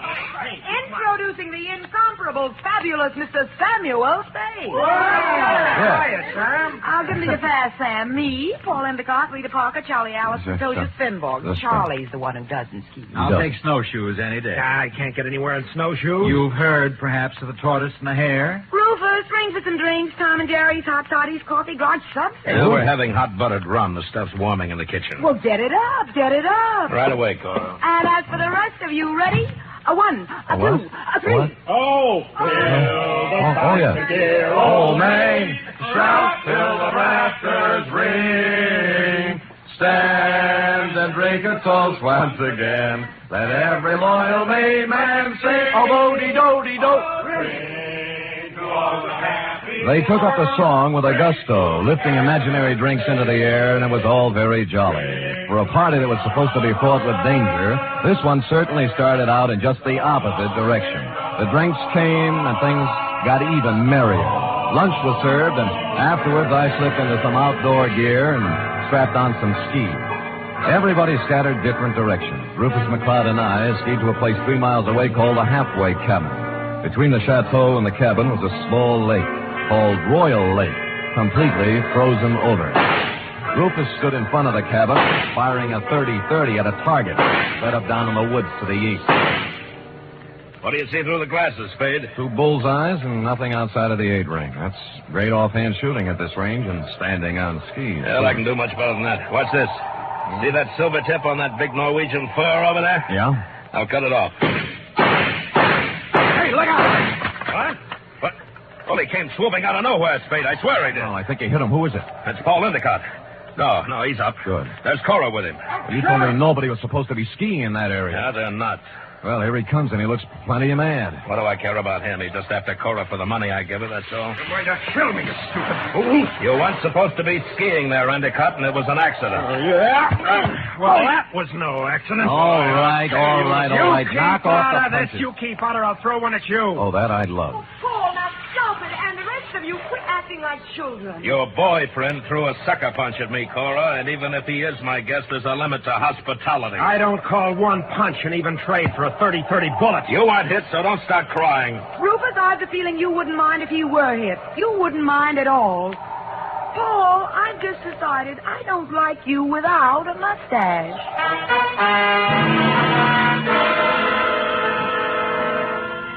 Well, from then on, everybody dropped the pretense, and you knew where you stood. And it was chilly, too. Later in the day, we were all back at the chateau again, and Paul Endicott wove his delicate variation on his main theme. I'll knock your block off. I tell you, Mr. Endicott, you have some delusions. I have no delusions, Tozier. I've seen the way you look at Cora, the way you two are always trying to lose me on the trails. Some people ski faster than others. Yeah, well, let me tell you something. The next time you try to wolf this girl, it's going to be your last. I'm nobody's wolf. I'm a ski instructor. That is what I was hired for. Well, stick to what you were hired for and knock off the extracurricular activities. I don't have to take this kind of talk from you. Anything you'd like to do about it? As a matter of fact, there is. Fellas, Get it. boys, men, Wait a minute. Stop it. fellas. Stop it. Yes. I'll never speak to either Fellas, one of you again. Sam. Yes, you want me to stop them, Mrs. McLeod? No, I want you to take me out of here. Oh, all right. Well, Let's put on our skis and get out of here. okay, here, I'll help you. Oh, thank you. You're such a gentleman. Well, even so, won't take a minute. Ready? Yes. There we are. Now, where are we heading, Mrs. McLeod? Oh, I thought we might go out to the boathouse. It's on the southern tip of Royal Lake. It's only a mile and a half. Nothing. And my name is Cora. I'm not really Mrs. McLeoud anymore. That's kind of rough on you, isn't it? Bringing your new boyfriend around all of your ex-husband's friends. Well, I like it up here. Rufus likes to have me. They're not all against Paul. At least they weren't. But he's on the defensive so much, he's going to make enemies of all of them. Yes, he's off to a rousing start, I'd say.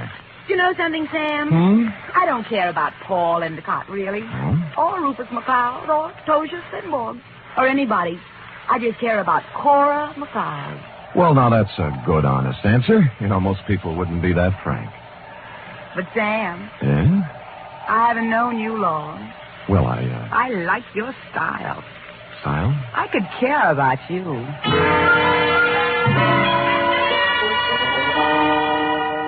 It broke my heart not to stop right there on the trail and kiss her because that's what she wanted me to do. So that's why I didn't do it. And I'll never turn down anything better. Well, next scene, a boathouse. And when we got there, it was not at all the way I thought. The food technician and close friend of Rufus McLeod was there, working on something that baffled me at first. It's an ice boat, Mr. Spade. That's what it is. Belongs to Rufus. Yeah, I don't think I've ever seen one up close before. I'd take you for a ride, but this one needs a lot of work before anybody could use it. I'm just puttering. What prompted you to come out here, Cora?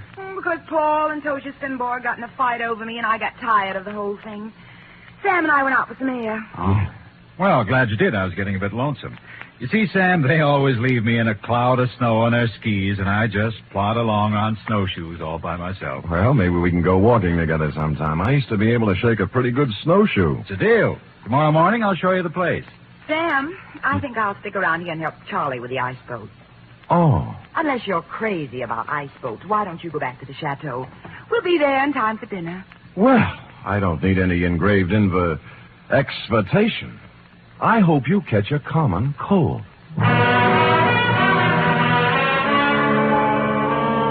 The trouble with that girl was that she only wanted one man at a time around her. Back at the Chateau, there was no one but the cook, the Marjorie Main part. Too tall.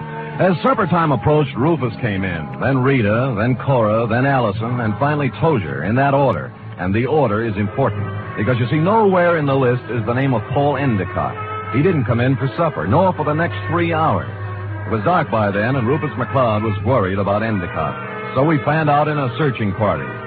I was alone when I found him. He was lying in the snow, 300 yards west of the halfway cabin.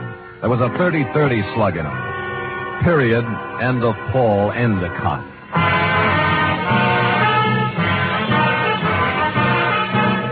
You are listening to the weekly adventure of radio's most famous detective, Sam Spade.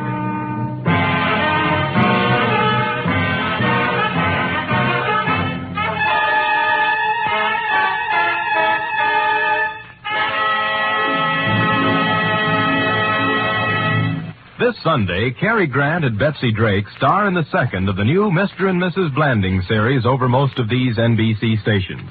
The delightful tribulations of Jim Blandings and his wife Muriel as they built their famous dream house entertained millions as a novel and then as a motion picture. And now you can follow the further adventures of Mr. and Mrs. Blandings every Sunday on NBC.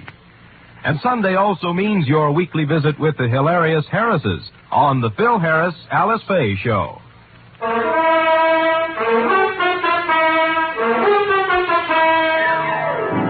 And now back to the Chateau McLeoud Caper, tonight's adventure with Sam Spade.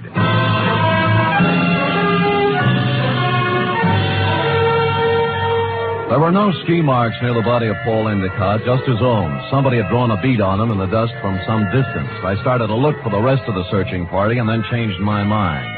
If the body of Endicott wasn't found, the murderer might wonder what happened to it, get worried, and make a mistake. So I picked him up, carried him to a small cave I found, covered the entrance with snow, brushed over the ski marks, and went back to the chateau. One by one, they all showed up, discouraged. We can't give up. We have to keep looking. I know how you feel, Cora, darling. It's too dark. We'll try tomorrow. Oh, don't worry about him. Paul can take care of himself. How can he take care of himself, Miss Parker, if he got lost? Who said he got lost? I am assuming. I think we're all assuming too much. I'm sure that it's nothing to worry about. If I know Paul, he'll show up tomorrow with some tall tale to tell. What do you think, Mr. Spade? What does an advertising executive know? Cora, your manners. A sponsor might be listening. Oh. Well, I'm sorry, Sam. I'm upset. Okay. Frankly, I don't know what to think. But if I were a detective, I'd hazard a guess that Paul met with foul play. Oh, nonsense, Spade, nonsense. Come on, everybody, let's have a drink and have some fun. Paul will be back, and even if he isn't, who really cares? Scotch for me. And I guess nobody cared. Rufus was a little more jolly than usual, and the drinks began to dispel the gloom. It was as if Paul Endicott never had existed. It began to get late, and the bizarre wake broke up. Everybody went to bed, including me. I lay there fully dressed, looking up at the beam ceiling for an hour. About then, my doorknob turned, and the door slid open and shut. Someone moved quietly into my bed as I was sliding my .38 out of its holster. Sam, Hmm? me, Rita. Oh. Are you awake? Yeah, I wasn't even under the covers. Mind if I sit down? Not a bit. Sam, Hmm? Sam, I'm scared. I wish I could leave here. Oh, what's the matter? Paul's dead. I know he is. He didn't mean anything to me one way or the other, but I know he's dead. Anything to back up your feeling? I guess not. It's just something I'm sure of. Why'd you come to me? Because you're really a detective, and I know it. Oh, me? Oh, now, you handled a case for my father once. You just don't remember me. All right, I'm a detective. Rufus hired me because he expected trouble. Sam, I'll tell you something about Paul. Yeah? Cora didn't really like him. They were always fighting. She only cares about herself, so she said. Tell me, what kind of a car does Paul drive? It's a yellow convertible, but it's still in the garage. I checked. Any other cars missing? No, they're all there. Oh, and I found out something else. What? Before supper, there was a gun missing from Rufus's gun rack. It's back now. Mm-hmm. Anything else? That's all I know, Sam, except that Paul's dead. I know it. I wish I'd never come up here.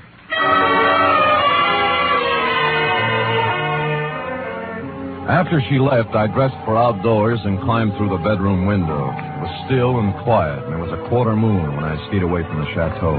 I wanted to look the land over myself before the next day, when the clues, if any, were trampled into the snow.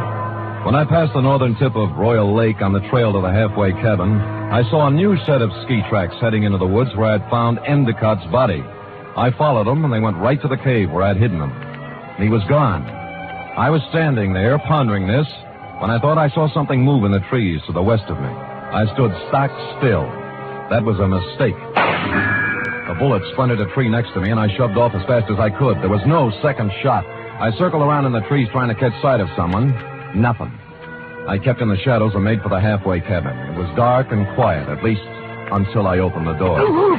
I tried, but he had the advantage of surprise and some kind of a club. I ended up on the floor with someone sitting on my chest. All right, I have your gun. You make one wrong move, Spade, and I'll use it. It's got bullets in it and a hair trigger, so be careful. We could use a little light. As you see, there's Paul Endicott's body. Yeah. How did you find him, Tozier? They're only putting a noose around your neck. You're a very perceiving man, Mr. Spade. How do you figure I did it? I talk better on my feet. Just remember the gun. If you didn't kill him, how else would you know where the body was? Because I know this country like the back of my hand. He had to be somewhere. You are the killer, Mr. Spade. Me? Why, I do not know. You found the body before anyone else could. Hid it, then clumsily tried to hide your tracks. Don't be silly. Why would I come back? A murderer always worries about his crime. Did he forget something? Was something left undone? It's natural. It sounds good, except it isn't true. You couldn't pin it on me in a month of Sundays. But somebody might just tie it on to you.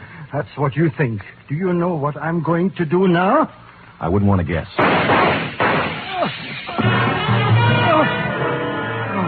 The shots came pouring in through the window, and Tozier Svenborg went down. I saw the flash of a face outside and was gone. I kicked at the lamp, threw the place into darkness, and lay on the floor. Then I crawled over to Svenborg and took my gun back. Well, that was a surprise. It hurt quite a bit. Where'd you get it? Oh, somewhere in the back. Let me see. It's at the shoulder level. Well, he won't die anyway. I'm afraid I misjudged you, Mr. Spade. Go after him. Go after him and catch whoever it was. I can't leave you here. I'll take care of myself. Just leave me your gun for protection. No, I'll stay. Go, please, while there's time. Or are you afraid? I was, but I gave him my gun and left. Outside, there were many ski tracks, but a fresh set led left from the halfway cabin down. They went right to the edge of Royal Lake and then stopped. There were no marks of ski poles on the ice, so I followed the shoreline, looking for some kind of a clue. It wasn't until I reached the southern tip of Royal Lake that my effort was rewarded. Leading up from the ice were a set of footprints, then a set of ski marks. They led to the boathouse. Inside, I found two interesting items. One, a dismantled ice boat with fresh ice on the runners. Two, a pair of skis with snow in the grooves. I made my way along the beaten path back to the chateau. Circled it once, found interesting item number 3, and went in. Well, what were you doing up, Spade? Did you hear the shots, too? Yeah, I thought I'd look around. It's cold. Woke me out of a sound sleep, Sam. What was it, you know? Well, I didn't find out about the first shot, Mrs. McLeoud. That was fired at me. But the next 3 were fired at a man named Tozier Svenborg. Oh, no. Tozier? How did it happen, Spade? What's it all about? He found Endicott's body in the woods. Dead? Very. I told you, Sam. I told you. Told him what? What do you know about it? Nothing. I just had the feeling, that's all. You know something. Now tell us or I'll slap the rents right out of your head. I don't know anything at all. I just had a feeling. Who shot Tozier, Spade, and why? I don't know. I was standing with them in the halfway cabin. Somebody shot through the window. Didn't you see them? Don't you know who it was? I was too busy ducking to look. Just answer me one thing. Have any of you been out? Of course not. No. I haven't, and Mr. Allison's in bed. Of course, they all lied. McLeod's shirt was stained with sweat. He'd been moving fast somewhere. The ski pants sticking out from under Cora's robe were wet, and Rita Parker was now dressed when she wasn't before. I was trying to figure out something to say when Charlie Allison came out from his bedroom, rubbing sleep out of his eyes and pulling a robe on. What's going on here? What's all the excitement about? They found Paul, dead. And somebody shot Tozier. No. Where is Tozier? In the halfway cabin. Well, let's get him to a doctor. I'll call one from town. Why don't you go up and get Tozier? I'll have a car ready and we'll take him right into the Lucerne Hospital. Wait a minute. What about the murderer? Who did the shooting? Nobody's getting out of my sight. It had to be one of us. Why, Cora? Oh, it wasn't just anybody. We're the only ones left walking. Why don't you ask Sam? He's the detective. Detective? Yes, I hired him because somebody sent me an anonymous letter saying there'd be trouble. You knew there was going to be trouble, Rufus. Somebody else knew. Then why did you let people come up here? What's the big idea? Wait a minute. Spade, what did you find out? Well, if you'll all wait here a minute, I'll tell you.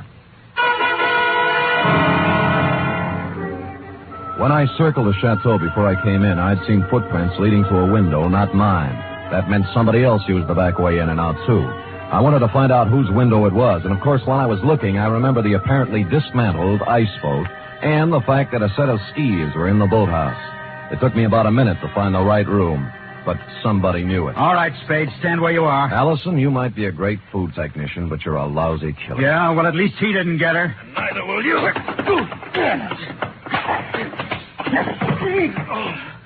I got him, Spade. All right, come on, stand up. Come on. You sap. Cora, huh? You think you could get her by killing somebody? Shut up, leave me alone. I'm sorry for you. Sorry for anyone that ever knew her. I'm sorry for myself. She loves me, you fool. What's the matter? I was sound asleep. We found our killer, Mrs. McLeod. Charlie? Yes, baby, Oh, Rufus, it's been a long day. I need a drink.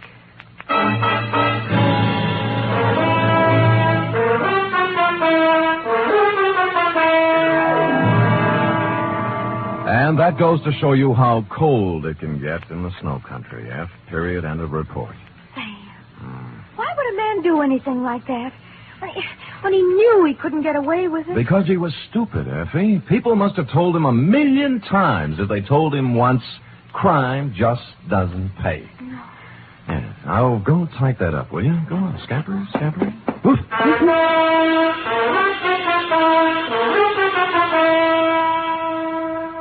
Three chimes mean good times on NBC. Here's news of 2 important musical events. This Saturday, Arturo Toscanini begins a new Saturday series of concerts with the NBC Symphony. And for his premiere, the celebrated maestro Toscanini will present a special hour-and-a-half performance of Verdi's Requiem. And beginning next Monday, you can hear the first in a new series by the Boston Pops Orchestra.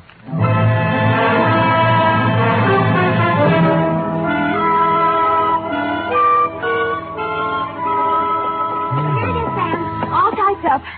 All but the T.S. Page, that is. What P.S. page? Why should it need a P.S.? Sam, you know that this report, to borrow a phrase from you, is full of holes. My phrase? I wish I'd never said it. Now, for instance, who sent the note to Rufus? Paul Endicott. He expected trouble. That's why he was so belligerent to everybody. All right. Yes. I'm going to come right out and ask you. Good. Why did Allison kill him? Well, I thought it was rather obvious, Effie. Cora was leaving Rufus McLeoud for Allison, but because Allison worked for McLeod until Cora's divorce was final, they didn't want Rufus to know about it. So they used Paul Endicott as a decoy love affair. But I'll bet Endicott didn't want to get Cora up. I'll bet that was it, Sam. Effie, I don't know how you ever guessed. Endicott saw in it a chance to pick up a buck with a little blackmail. It was just a wild guess, Sam. Yes. And, of course, Allison did ski, didn't he? What do you think? Well, how else could he get around so fast? And he made such a point about those snowshoes. Sam? Yes? If I'd written the caper, I'd have covered that up a little. Come here. Oh, I'm sorry, Sam. I guess I shouldn't have said that. You certainly should not have. You know there's only one thing around here you're supposed to say. Yes, Sam, I know. Shall I say it? Make it fast. Good night, Sam. Good night, sweetheart.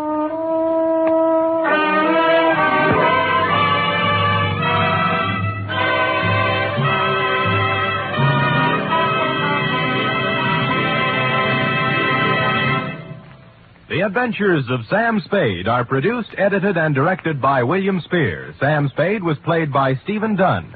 Lorene Tuttle is Effie. Script for tonight's adventure by John Michael Hayes. Musical scoring by Lud Gluskin, conducted by Robert Armbruster.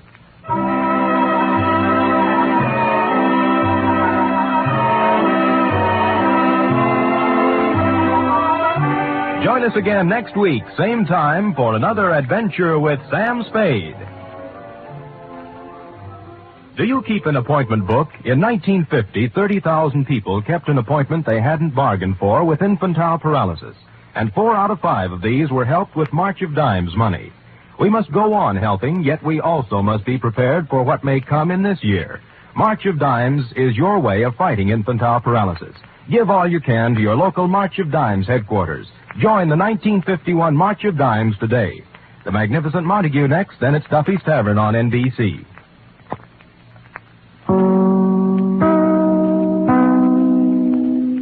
Cerebral Cinema hopes you have enjoyed this movie of the mind.